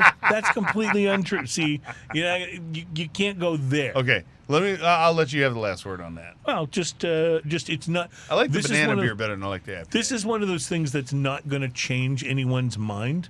Would you give it a 5? Well, if we're talking about on the same scale as how we talk about cigars, yeah, I'd absolutely give it a 5. Thank God, that's a compliment. I'd absolutely give it a 5. They I don't know only that give me a 3. I don't know if I'd give it a 7, but I think it's. But again, that scale is really more about what it's worth, and so that would mean I'm comparing it to other IPAs I can get at the same price. And sure, I would absolutely drink this. Is it my favorite? No. Is it a I Long like Night Yellow Art Rose? Car a lot better than No. that. See, I don't know, but what I may like that better than Art Car. But I don't like it better than like St. Arnold's Juicy IPA. So it just depends. It depends on where your tastes line up. But I like hop-wise. Christmas Ale a whole lot better than that. Christmas Ale's good, but I don't necessarily like it more than I like this. But again, I love hoppy beers, so that's kind of where I come from in all of this. In fact, every now and then when I go to the beer fridge, if I haven't restocked, I'll go to the beer fridge and I'll open it up and be a little disappointed. It's like, I don't have any more IPAs left. That's just my go-to, and it has been. See, I'm so opposite. I'm like, Right. all I got left is All IPAs. I got left is IPAs. No, I understand. But it has been ever since Harpoon IPA changed my life back, when I was in my 20s. So This there is you like go. an O. Henry fair. Christmas story. It's like, you need to switch them out. Yeah. So you'll shoot your eye out with that IPA. All right. Have you seen There's a Christmas Story 2 coming out? I haven't Yeah, watched there it is. yet. That can't. There's something about that that's just not right. It's I'm gotta be sorry. bad, but It's I'm gotta gonna be watch bad. it. It's got. Isn't it on the Hallmark Channel to I'm begin gonna with? watch it. So the Hallmark Channel, you're guaranteed a certain level of melodrama and a certain level of kind of manufactured happy ending. I will send them a strongly worded fun card if it doesn't bring a tear to my eye. You should Did you totally. just threaten the You Hallmark should Channel? totally do that. Yeah, you heard I it will here. draw ladies it and gentlemen. myself. You heard it here. All right, what else are we tasting here, Docs? What's next? Oh, let's go to extremes. I was hoping you were going to point Let's to go that to bottle. extremes. Yes, I was hoping For you were going once, to point to right? that bottle. Yeah. Okay, so this is the As Billy Joel, After our hallmark moment about IPAs. as Billy Joel once said, I don't know why I go to extremes. So this is a fun little ditty we call the Extreme release number 5, and it goes a little bit like this. Adrian? Oh, wow. Okay. So the Extremes line changes every year. This year, they were all from Barbados. We want to feature our distillery, the West Indies Rum Distillery. So this is one of the 3 offerings in our so good. Yeah, in the it lineup. really is. The distillation date is 2007. This is a blend of column and pot still. That label is the artist that we were talking about earlier, Alex Mars. Oh, right. And you said you do this every year. You feature one of the distilleries? Every Is year, that right? no. Usually it's multiple distilleries. Usually Okay. it varies. Obviously, we're going to try and support our partners in Jamaica as often as possible, Sure, and right. we want to show off what we do in Barbados as well. So there's always going to be a lot of Jamaica and Barbados in the lineup, but this year it was all Barbados. So bold choice, but we had 3 very unique offerings, and this one is 2007. Has 3 different agings. So 2 years, the first 2 years in ex-bourbon barrel in Barbados, 10 years in France in also bourbon barrels, and then 2 more years in cognac barrel. And is there, when you're deciding what kind of barrels and how long for something like this, how much of it is a science versus, well, let's try this? That's a good question. It is a little bit of both. I think there's definitely intentionality. You know, when we talk about the single cask line and we have third agings, you know, not every spirit is going to play well. Like the Fiji that's coming out in Roselier French single malt whiskey cask might not be a great finish for a rum that's a little more subtle or something very light on the palate. Something from like maybe Panama wouldn't taste so great with like a very strong finish that way. So there is intentionality on barrel choices. And it just depends. And you know, just in general, what kind of characteristics a particular barrel, whatever was aged in it before, is going to bring to that spirit when you put the spirit in there. So you're at least kind of pointing in directions. Right. The ex-bourbon barrel is standard for rum production because there's just a huge amount of, you know, single-use whiskey barrels that make their way to the Caribbean and beyond. So bourbon barrel is kind of the standard for rum. What we do beyond barrel for bourbon varies. We obviously have a ton of cognac barrels because we're cognac producers. And when we launched the brand in 1999, that was the signature, is that we love the way the rum tastes. The rum tasted in cognac not barrels, just 2 different barrels, but also 2 different climates. Right. Let me ask you this. Obviously, you guys have a pretty good supply of cognac barrels. But besides that, with the explosion in these very specialty craft spirits, which we're seeing so much more of on every front, whether it's, you know, whiskeys or whether it's rums or other spirits, is it getting harder and harder to find the barrels that you're looking for, whether it's ex-bourbon barrels or others? Or is there still a good supply out there? Still a great supply of ex-bourbon barrels for sure. Because yes, with more craft, they're also trying to keep up with the Joneses, and a single-use barrel is still a single-use barrel. Got it. But with, you know, some of the finishes that we've done for single cask, those can be really limited. I mean, some of the wines that we've used are just tiny production, right? Pinot de Charente is not a thing in the U.S. Like, there are very few producers even importing that into the U.S. market. So when we do a finish with a Pinot de Charente cask or some of these like small wine producers in, you know, Eastern Europe, like that's pretty specific. And we are fortunate to have relationships with producers all over the world. So we won't run out of those relationships, certainly. But yes, it would be tough for And I don't know regular. the answer to this question, honestly, so I thought I would ask you. Is there any legitimate use to a barrel the second time? I know you talk about single-use barrels. Is there anything left once you've used that single-use barrel? And if so, what's the difference? Obviously, the initial flavors are not going to be as strong, but what happens to those barrels? Do they get used again in other ways? Oh, yeah. The barrels, I mean, in general, people will hold on to barrels until they become dust. You know, the trees are not just a commodity, right? We have to protect climate change, and we have to protect our resources. So you're going to use a barrel for as long as you can. French oak especially, a lot of those barrels are almost entirely made by hand. So it's a craft and a respect to that craft. With the whiskey barrels that come into the Caribbean, I mean, they've only been aged for 2 to 4 years. There's Right. plenty of life left in that barrel. But it varies, I think everyone tries to hold on to their barrels as long as possible. But in France, if we notice a barrel is not imparting enough flavor, we might restave it. We will have it restaved with new staves and old staves, so it's still getting some action. It's We might fascinating stuff. retoast the top. I was going to say, did they get recharred? We don't do char in France. It's toasting levels. Charring is really beneficial for American oak, but it kind of ruins the beauty of French oak. Okay. So we don't do char out there, but we will retoast a barrel. We might put a new lid on it and with a different toast level.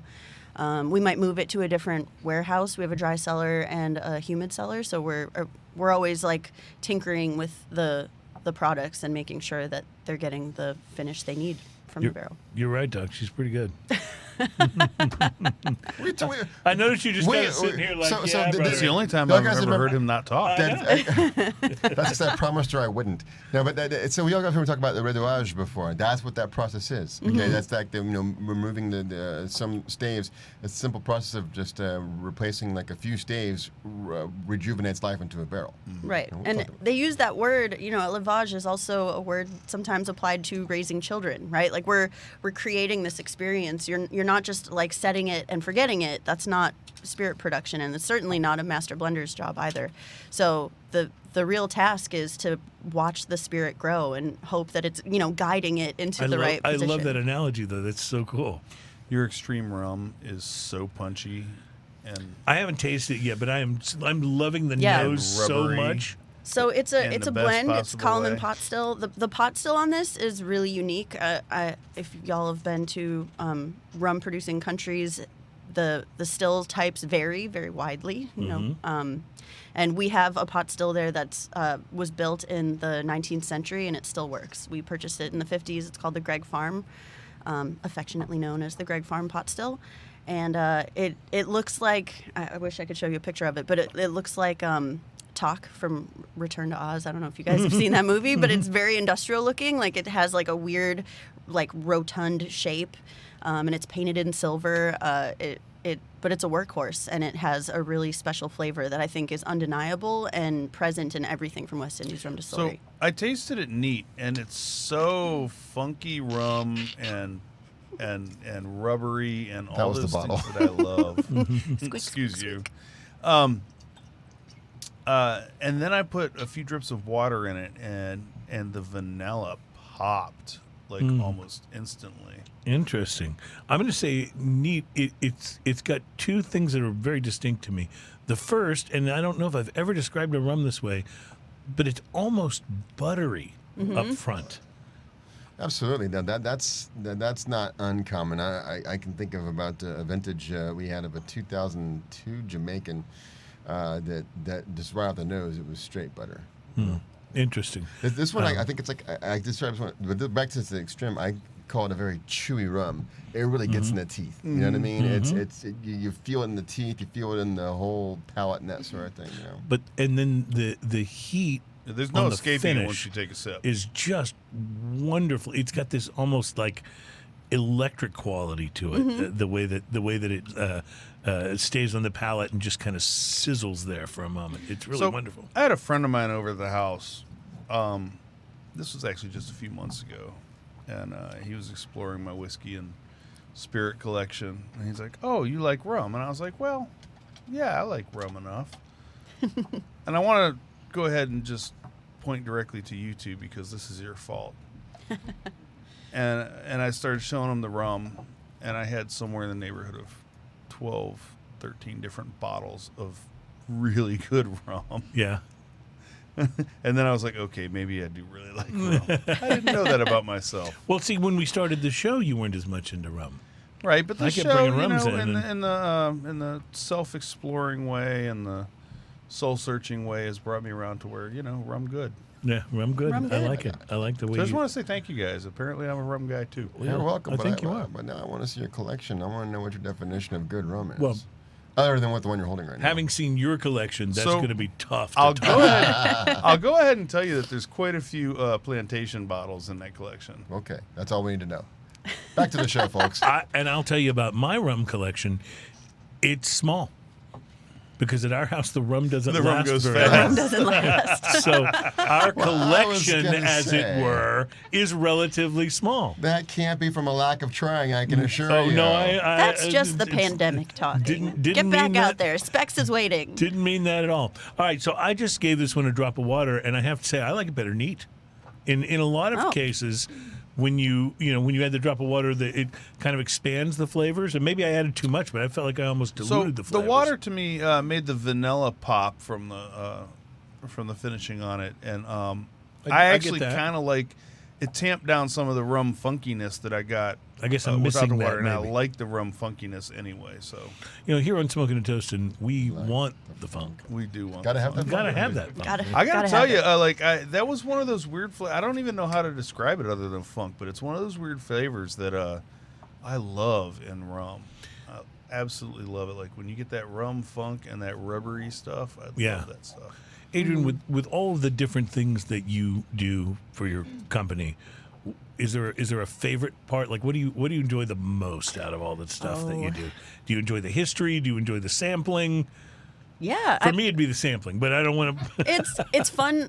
The highlight of my job is that every visit you get to kind of change people's minds about rum, right? We have rum from everywhere in the lineup, which makes my job really fun and exciting, but also means that I have an opportunity to show somebody something that they'll like. If you don't love super high ester funky Jamaican rum, I'm sure you'll love something else. We'll just find it. If it's from Peru or Panama or Fiji or Jamaica, Barbados. And are there common misconceptions about rum? In other words, when you Yes. come across somebody that isn't really into rum because, what is that because usually about? Well, I think people look at rum and they frame rum in a conversation or a context or I guess a lens of the way they understand whiskey. And they are very different, right? The one being No that rum question. is made literally all over the world because molasses is shelf stable.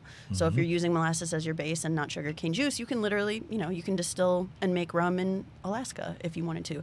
I Good also old think Alaskan rum. Yeah. Remember how good that was? the old Alaskan rum. But I think the misconceptions that it is always sweet is one. I also think that people shy away from drinking young rum because they think that spirits have to be aged thanks to Right, whiskey. That's it, yeah. So, the whiskey heads are like looking for a 15-year-old bottle of rum. And in my opinion, okay, it's just an opinion, I think because aggressively aging in tropical climates is going to impart a lot of oak, it's much heavier than a bourbon in Kentucky, right? So we're talking about, we're comparing apples and oranges. They're completely different spirits, and I think we should be encouraging people to try young rum, unaged rum from different countries, and find out what they like. If it's, Did y'all smell that? That's segue. oh, Young rum right here. It's only 4 years I old. thought I smelled a segue. Yes. All right, so I tell you what, we're going to get into that in the next break in the next segment because we do have to take a break, and we also have to do a little something that we like to refer to as drinking news, and that's coming up. So still more to come, more tasting, some young rum, and then do you have, besides the young rum, do you have old rum, or is there? So there'll be a comparison. We'll be able to. We can, let's do it side by compare side. and contrast if I you want love to. doing And both of those contrast. And things. if you pour some of the old rum into the young rum, you have middle-aged rum. I like that. We'll try all of those Or a things crisis. when we come back. Yes, I think it will be a crisis. The horrified look on his face is worth that. Just I'm freeze that middle-aged on the rum. camera while we The take a buzz break. doesn't last as long as it used to. We'll be right back.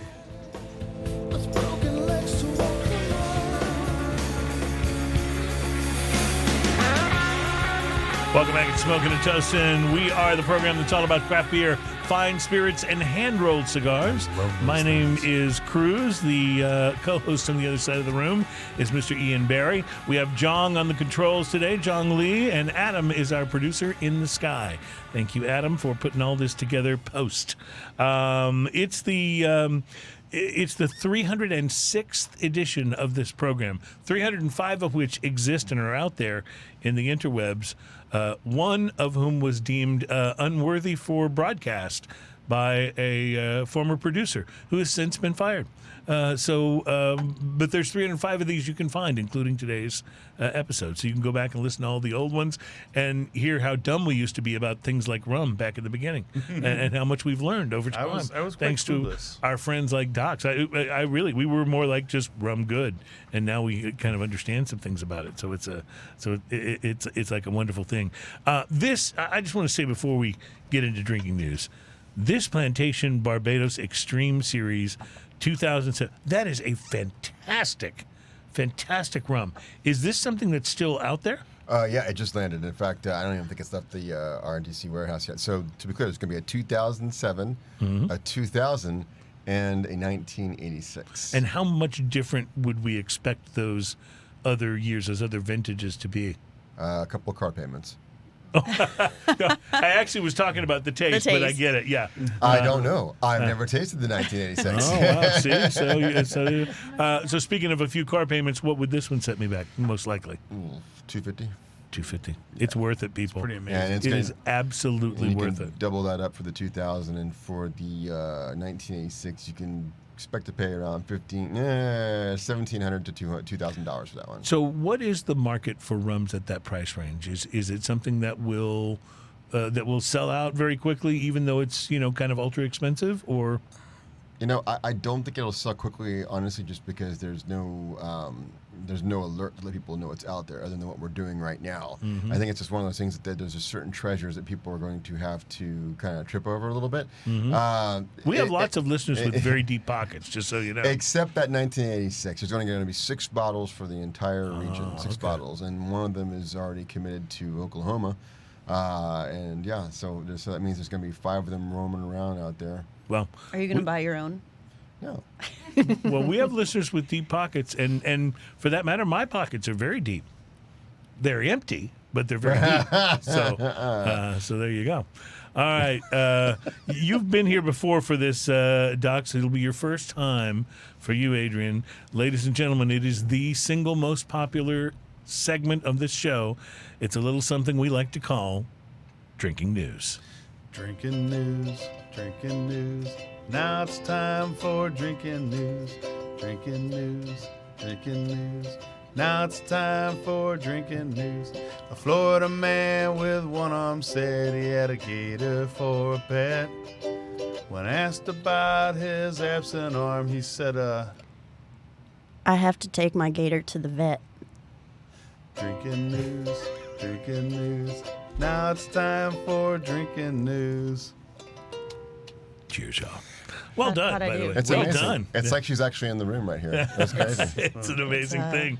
you So, know. Drinking News is our our segment of the program where we present you with stories that are often, but not always, about drinking, but they are always best heard, best consumed if you've been drinking, and certainly we have, thanks to the Extreme series from Plantation Rum. So today's Drinking News story is about money. We've all heard that money makes the world go round, or that money is the root of all evil. And we've heard that money, it's a hit. Don't give me that good bullshit. We've heard all of these things about money, but have we ever heard anything from money? Has cash ever spoken? What would it say? Would the $20 bills kind of like make fun of the 5s and the 1s?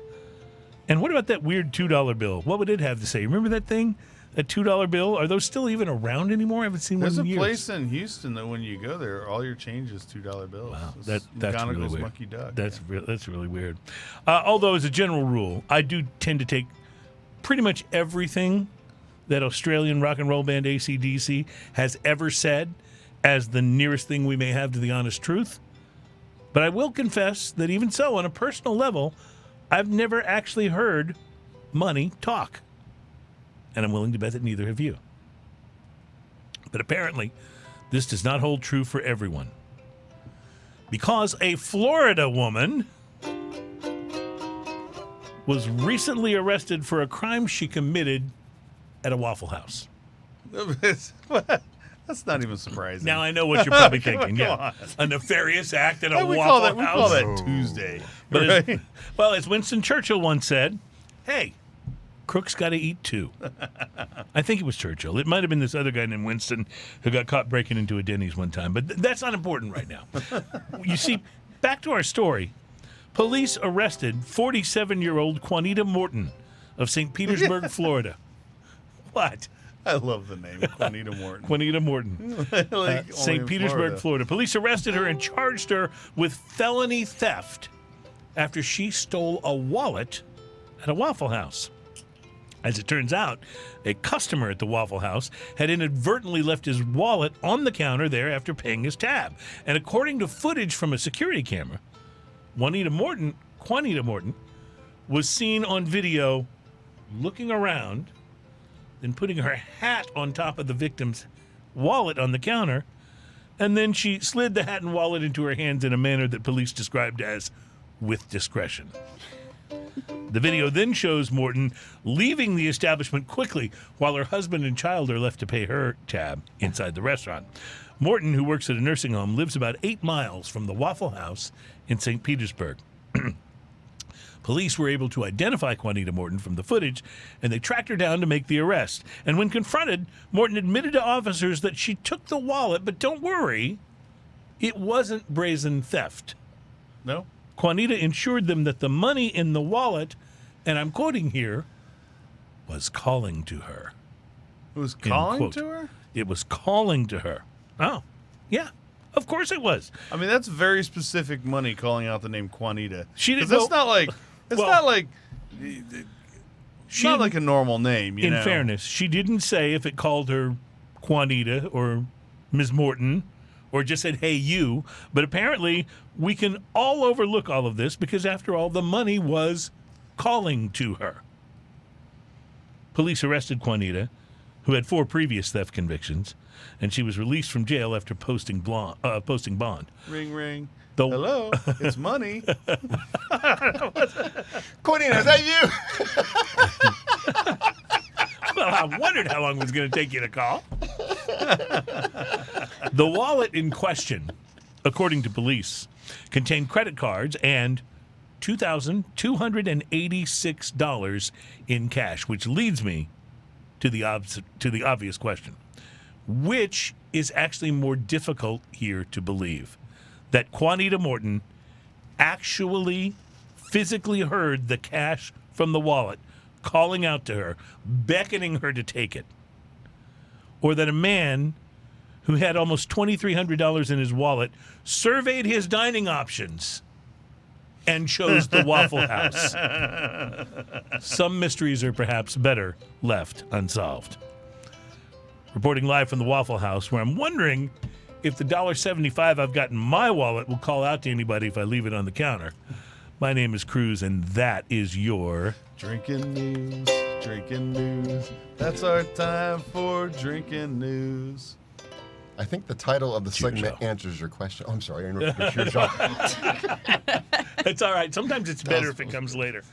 The title of the segment. I think the title of the segment answers your question. It was drinking news. Otherwise, why else would a man with $2,000 be eating at a Waffle House? Yeah, 'Cause no, you're Smothered right. and covered? Yeah, Come on. you're absolutely right. We You're all absolutely know right. why I went to Waffle House. It's delicious. In fact, I'm going to go ahead and go way out on a limb here and tell you that in my life, I don't believe I've ever eaten at a Waffle House while sober. I've never eaten at one, period. Good for you. never Good have. for you. You're a man. I had my I first took- I'm not experience. bragging. I'm not bragging. I took my wife there for for a Valentine's dinner. To the Waffle House? Yeah, That's awesome. they had a special. Waffle House decided to do Valentine's. She thought it would be hilarious. I was like, all right, we're doing it. And let me like tell it. you, the hash browns were amazing. The steak See? was not. You ordered steak at a Waffle House? That was the Valentine's dinner. Oh my God, that's a T-shirt right there. You ordered steak at a Waffle House? I feel so judged. I am straight judging you. You get pancakes with peanut butter. That's it. Cheesy scrambled eggs are pretty damn good too. Yeah, well. Yeah. I think I may have told this on the air before, but back when I was a morning radio host, I used to have this contest where if you wanted to win concert tickets or not, we called it. I think we just called it "Is Bubba There?" And the idea was we'd get a caller on the line who wanted to win the tickets, and then we would also call a Waffle House somewhere in the United States. We wouldn't say where. And the idea was that when they answered, I would say, "Yeah, I need to talk to Bubba, and I think he's there. Is Bubba there?" At which time the person at the Waffle House would then set the phone down on the counter and go, "Bubba, is there a Bubba here?" And the person who was trying to win the tickets would have to correctly predict whether or not someone would Make come the to bet. the phone. Yeah. And if they predicted right, they got the tickets. I think we always gave them to them anyway, but Yeah. that was the whole point was the phone call. What was the Bubba to non-Bubba ratio? It was about half and half. It was about 50-50, which kept it a pretty fair contest. But no, you would be surprised though at how funny it was whether Bubba was there or not. I mean, I feel just like to hear the person calling out for Bubba. don't get me wrong. I went to high school in Liberty, so there were Bubbas, multiple Bubbas. Yeah. But I feel like everyone had at least one Bubba in their That you life. knew that was someone you knew that was a Bubba. Yeah. I mean, or a friend named Taco, or that may be more like a there may be a Southern thing. Southern thing. Yeah. Yeah, we don't have those or in Western. Wisconsin. Or West. Yeah. You don't have Not a friend lot of named Taco? Bubbas, no Waffle House, BT Dubs. So the guys that we would think of that would likely be named Bubba here, what would they more likely be named in Wisconsin?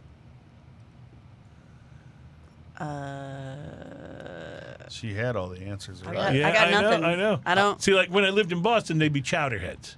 Chowderhead. Yeah, Chowderhead. Even more important question: where in Wisconsin do you go for flapjacks at 3 a.m. after you've been drinking all night? We have a place called George Webb's George in Webb's. Milwaukee. George Webb's. They are famous for having 2 clocks for no apparent reason next to each other, And they have different times on 24 hours. No, Are they the same? time. They're Same synced? time, Yeah. Wow. I don't One know for why. each eye. Well, I don't trust that. Something's going on at George does- Webb. George Webb's. That does sound a little you know weird. I I don't actually don't trust know that. how many George Webb's are left, but we do have Denny's. Everybody has a Denny's. Yeah, not Yeah. great. Jesus. Moon's over my hammy.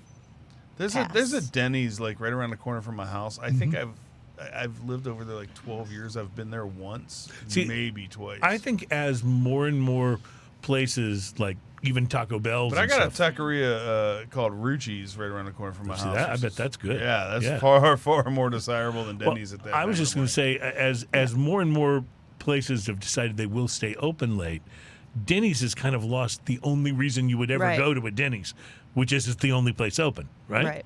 So I don't know. I will say this: when I was spending time when I was younger, when I lived in San Antonio, we had a better Denny's. It was called Jim's, and Jim's had some of the best biscuits and gravy you would find anywhere. It's still there. Really and good. there was gyms in Yeah. Houston for a while. Was it really? With Yeah, the guy no, with the no. cowboy hat on? Yeah, but not long. Yeah. Not long. I think they're still in San Antonio. There is. I saw one not too long ago. Yeah.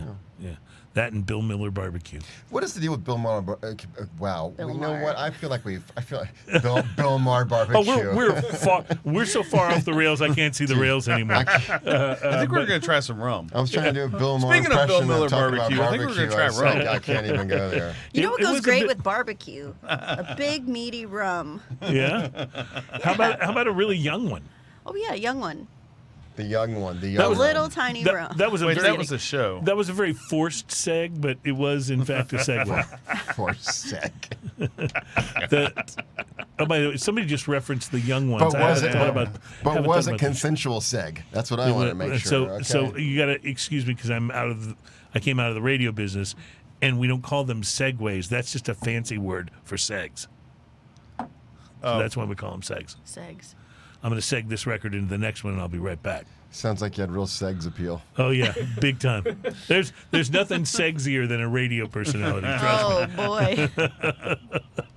All right, we're gonna try some. This is the young rum, right? This is the young rum. So when you say young, how young do you have to be considered young when it's a rum? Well, it's a relative thing, and for us, it's really young at 4 years for a single cask. Only Okay. 4 years. A couple of years in the bourbon cask, a year in the cognac cask, and a year and a half in the cognac cask, and probably about 6 months in a red Pinot de Charon cask. This one was barreled at 86 proof, also a little bit on the lower end for most of our single casks. And not to be a big tease, but I'm pretty sure that you have listeners out there in the Hill Country. This is going to be a exclusive for the Austin Shaker in Austin, which has 3 locations. Have you been there before? No, I know of it, but I've not been there. Strongly recommend it. One of the best liquor stores. And they got 3 locations, and some of the deepest dive you're going to see in a lot of liquor stores as far as just esoteric product and things you don't normally see. Yeah, and the crew's really awesome. That's what I love finding educated. is those things that are more of a deep dive like that, and that you can find stuff you don't see everywhere else. It's like I don't need to drive across the country to go in and buy a bottle of Jim Beam. You know, This has no heat. Yeah, I haven't tasted it yet. I've only put it on the nose, and I love what I'm smelling on the nose. No, this is an easy, Easy drinking rum. silky. I don't want to call it light because light is not a word you really want to use with rum, especially sipping rum. But this one is just an easy, really delicious. soft but flavorful rum. And when I first heard about 4 years old, my goodness, that's too young. No, it's perfect like this. It's Am I absolutely- getting a little cinnamon in this? Yeah, probably. Definitely. Yeah. Yeah, Like definitely. the pure sugarcane kind of flavor. It's almost like cinnamon toast. I get cinnamon. It's so silky. Mm-hmm. There's no heat whatsoever to it. That's absolutely beautiful, right? crazy. There, guys. Yeah. So this one, it hasn't even landed yet. Again, on a boat. No, actually, this one's not even on a boat yet. TABC dragged their heels a little bit on getting approval on the label. So this is something. Is this going to be a like a seasonal or a temporary, or is this it's a one-shot deal, baby. one shot? All single casts are one-shot deals. Now, and these guys have a nice library of their picks over the past years. They've done a Jamaican rum in Bardstown, bourbon barrels. God, they did a Trinidad that was in Kilhoman barrels. They have a Panama, and I do not remember off the top of my head which that finish was, but they try not to do a repeat. So when they're finding a rum for their next pick, they always try to do something different. And this is Guatemala, right? This one, no, yeah, Guatemala. Thank you, Guatemala. And this one just kind of leapt up, and smacked us right in the It's nose really there. good. Like I really, really like it. You're right, and I know you don't want to use the word light, but it hits the palate in a lighter way than some of the other ones. But that doesn't mean it doesn't have a lot of flavor. Still really has a lot of flavor. Yeah, still very complex, and because of its age, it's going to be more affordable than some of the other single cast picks, which are 20 years and up. It just depends. There's something about Guatemala rum that tertiary aging just takes it in all kinds of different directions that we've never done anything close. That's a repetitive in Guatemala rum. Let's see. Last year, the one we did for Lee's Liquor, and you can still get that one. Oh, man, I wish I could remember what the second aging. I think that was a white Pinot Noir cask, and it was completely different from this one. Much more. It had some savoriness to contrast or the sweetness of it. And there was, of course, this one was like the holy grail of Guatemalan rums. It was done years ago by NASA Liquor, where they used that Ambarana cask, and it was just a coconut bomb. Everyone just loved it. We were making coquinos. What's the coquitos out of it, and there's just really, really just delicious, rich stuff. And just every time something completely different. And what's crazy is I've tasted. We have another barrel of the Guatemala that's still sitting in an Ambarana cask back in France. And I tasted that one out of the barrel, and it was nothing like that other expression that we'd done. That we did the exact same aging. That we did the exact same aging. What do you think it is about Guatemalan rum that makes it, vary so widely once it's been aged? Well, it's I know we don't like the term light, but they do make a lighter style of rum, just in general, that they excel in aging. So if you think outside it of isn't like light, don't say smooth. Don't say smooth. I won't say it. I won't say the S word or the L word ever again. But Guatemala, they also have their own sugar. So they're a rum-producing country. They're a sugar-producing country. A lot of people buy bulk molasses from them, but they have their own source.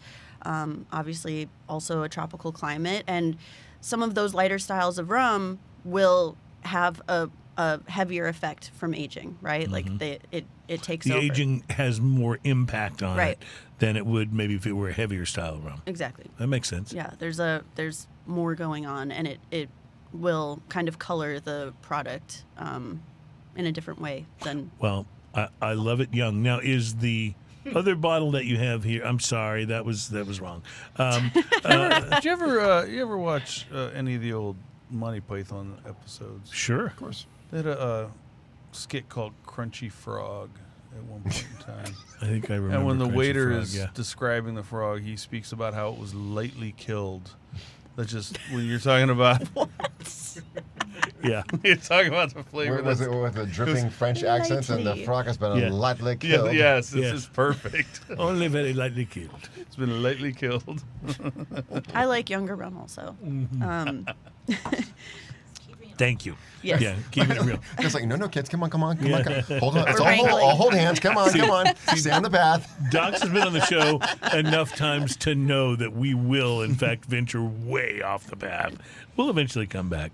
No, what I was going to ask, though, is the other one, is this now an older expression of the Correct. same? Are we ready to jump to that? Let's do it. Let's jump to it. Yeah, we'll save the beer for the goodbye segment. We'll try this now. Because I think the direct comparison here will be very Right. interesting. So this one's much older. Yeah, go for it. You can talk about it. When you say much older, how much is much? So this one is 14 and some change. Okay. So the first 11 years in Jamaica in ex-bourbon barrel, 3 years in cognac barrel in France, and then a finish with the local whiskey. So 5 ex-bourbon, months. ex-bourbon, cognac, and then the local whiskey? Iron root. Iron root. Iron Roots. nice. Those guys know what's going on. I love the iron root. Yeah. Guys. I love the licorice family. The family is so fun. May I spin a yarn? May I spin some yarns about the licorice family? Please do. Absolutely adore them. So I actually met Marcia via email and telephone. They wanted to come out to see our facilities out there in Cognac, and so I arranged everything for them to get out there and the tour to be made and that sort of thing. And they spent a week out there just touring Cognac, and they'd go see the other distilleries and that sort of thing, but they'd always come home to us. And we just built this great relationship there. There is so much, I don't know if I want to call it coincidence, but my goodness, there's just so many connections between us and Iron Root. They're in Denison, Texas. Denison is a sister city to Cognac because, I did not know that. over 100-something years It's ago, the grape relationship. Yeah. it's when the phylloxera epidemic wiped out all the vineyards from Europe. That's right. They talked about that when the Iron Root guys were on the show, didn't they? Yeah. Some of the roots most of the roots came from Denison, the ones that went to Cognac, and that's when it became a sister city. Not only that, these guys are doing things just outside of the norm. The spirits that are producing there, they're very similar to us. They're showing respect to the whiskey world and honoring tradition, but not being bound to it and not afraid to push the boundaries and do something different. Very similar to us. It's the relationship between us. I should say the kinship between us is not just in the locations of where we're making spirits, but just so many fortuitous happenstances that connect us together that really do make us kindred spirits. Yeah, there was one. They spent a ton of time out there in Cognac, and they knew spending time with us that we were the kind of people that they wanted to be known with. So we did the barrel exchange thing, like we've done so many times before with different whiskey makers and whatnot. So they got a couple of our cognac and rum casks, and we're launching some whiskeys from that. And we, of course, have our rum here that's not here yet.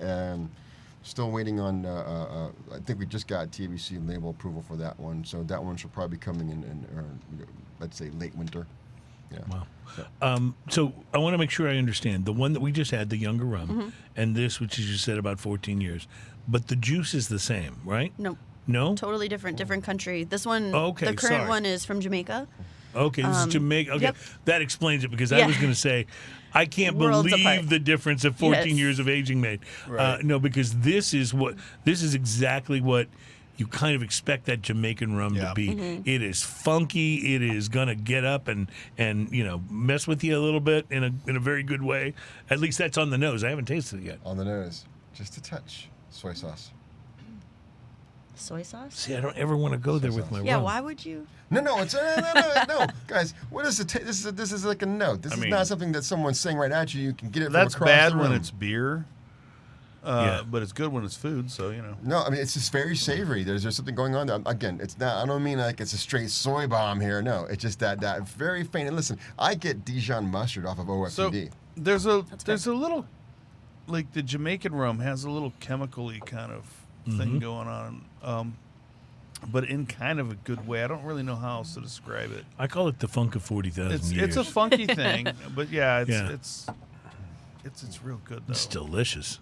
But this see, one now, has this a little is, heat to it, though. This It is has a little heat on super the back. complex, though. You This know, one's 102. we talked about the young rum having nice complexity, but it is nowhere near as complex as it. There's so much going on here.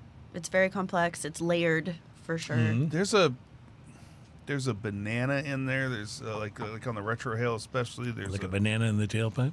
like a banana. I can fall for I got pop on a banana tailpipe.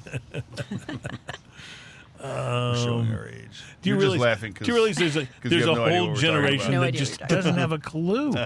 It's me. But that's been funny to me for years. What, It's what are just y'all gonna talking go about? away, right? I gotta tell you, man, out Hipsters. of every episode I've ever been on, this one has run the tightest so far. You're just a sloppy mess by now.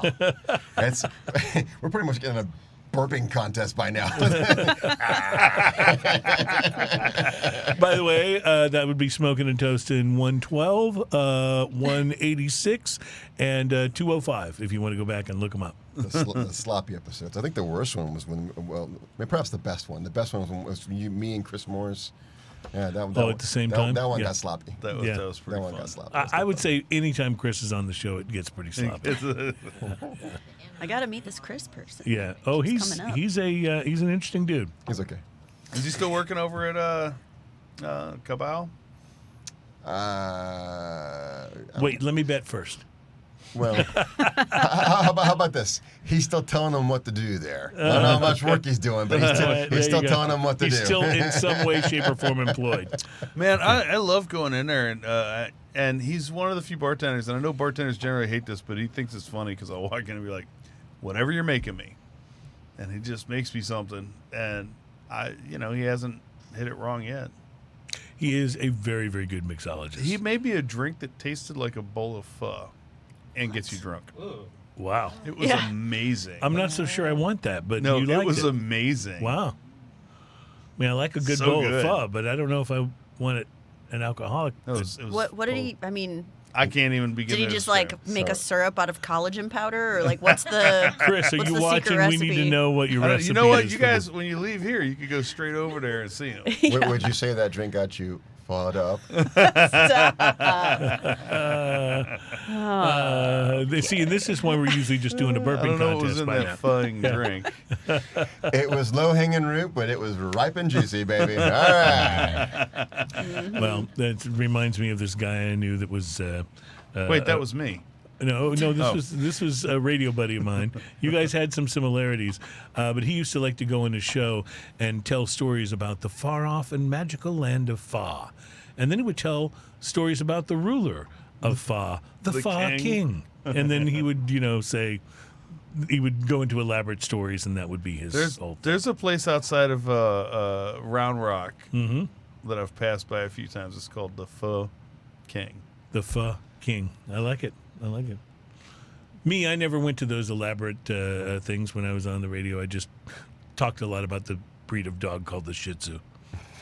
That was my way to. Yeah.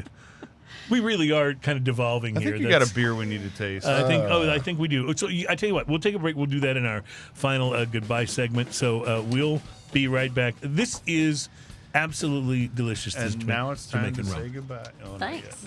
Not yet.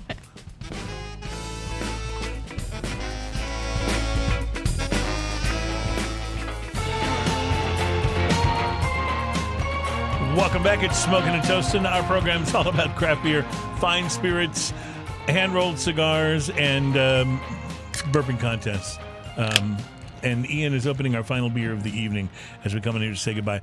As you pour this, I just want to say, I was trying to determine what I was going to tell you was my favorite of the rums that we've had today, and I'm having real trouble picking one. They were all so freaking We're going to good. have to taste them all again. Yeah, so Mission We're accomplished. starting this show over. Do over. it really was one of those situations where I liked all of them the best, but for different reasons. If you understand what that means, like there would be situations where I would go, that one's the standout. Other situations where I'd go, this one was the standout. But they were all good, including the really young one too, which I thought was I thought it was very impressive how good that was, how well it stood up to these other rums as we go. So. I get that question a lot, and you've seen my collection. And what I pretty much tell people is like I do have some that I think is some of our best. But if you're asking what my favorites are, no matter where I start in the evening ends up with the pineapple, with the Stiggins Fancy Rum. It always ends there. It always just it's so good. All roads lead to Stiggins Fancy Pineapple Rum. So at our house, we alternate pretty regularly between the Isle of Fiji and the Stiggins Fancy Pineapple. It's hard to tell which one we like more, but we like both of them a lot. So and they're priced well enough that we can just always have one of each on hand. I don't know what it is that you make the pineapple, the fancy pineapple rum out of, but it evaporates so fast at Pineapples. my house. Like, It's like great for whatever it evaporating is, like once pineapple. it's open, like that bottle, like every time I look at it, it's like further and further down. It's a absolutely bottle crazy. defect. It's I'm suffering sorry. from liver osmosis. Is it? We're working on it. I think that's it. So, Ellon, Scotland is the home to Brewdog Brewery. These guys have some. However, I absolutely love their IPA. By the way, it says brewed in Ohio. oh, well, they have an Ohio brewery as well. Then, thanks for finding that. It says right there. Ellon, Scotland, is Ohio, where maybe? this- No, Ellon, Scotland is where their It's a original Beaut. brewery is for sure. It's a Beaut is their Christmas ale, which is themed after National Lampoon's Christmas Vacation. Or I'm sorry, not a Christmas ale; it's a Christmas stout. We've teamed up with National Lampoon's Christmas Vacation to bring you It's a Beaut Pecan and Toffee Stout at 7.5%. This rich and decadent stout combines sweet toffee flavors, roasted cacao, and hints of vanilla. It may not be the gift that keeps on giving the whole year, but we can guarantee that your six-pack won't survive meowing. Oh, won't arrive meowing. Sorry. I forgot. gotcha. Now it makes sense. Gotcha. Well, you can get all those You'll never survive the meowing. You'll never survive. all of those things that you mentioned. By the Now way, you sound are, like my cat. are present on the nose. She's yeah, 7.5% by volume, stout with natural flavors, brewed in Ohio. Wow, That's all the information we I'm have, really sir. curious to see what you think of this. It smells fantastic. Yeah, it smells like everything that you read off in the like. Each one of those is definitely represented on the nose. So, I have a penchant for sickly sweet beers, right? Mm-hmm. This is amazing. This is so sweet. It's so stuck to my tongue still after that first So sip. if you compare And I this love it. to like, let's say a St. Arnold Christmas ale, that's just not so sweet. Like it's got some of the dark notes that this has, the toffee and the, but it doesn't come across sweet. And Oh this come no! across This sweet. makes me sit here and smack my lips like an old man. Like, I'm like an old man eating soup over here.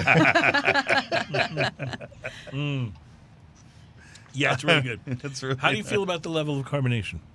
I'm fine with it. I like almost no carb. It's tiny bubbles. Yeah, Tiny I'm bubbles. getting tiny bubbles. Yeah, for sure. The almost no carb makes me happy. Tiny bubbles in the stout. It tastes like if a pecan sandy and like the shortbread cookie and like a fudge stripe cookie had a baby. You're not from around here. I'm sorry, a can of pea? What?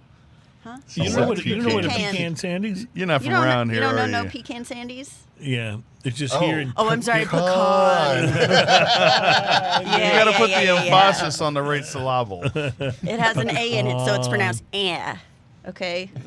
That's Wisconsin for you. Her favorite actor. Wisconsin. Her favorite actor was James Caan. She hated to see him die.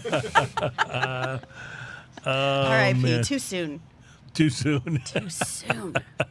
Well, I think it's delicious, and I'm not the stout guy. Ian's the stout guy. This but- is exactly this is big, crazy mouthfeel. Almost no carbonation to it. it's It's interesting. sickly sweet. It's interesting because this is what I would expect to come from. I mean, it like a big just- bomber rather than It like a just 12-ounce can. sticks to the cup. Oh Like- yeah. Like this is exactly a light beer lover's nightmare, and I absolutely love this. It's fantastic. Well, a great way to kind of put an exclamation point on the show. Then we have had some of the most amazing and outrageously good rums today. I don't think I can pick a favorite. Do you have a favorite?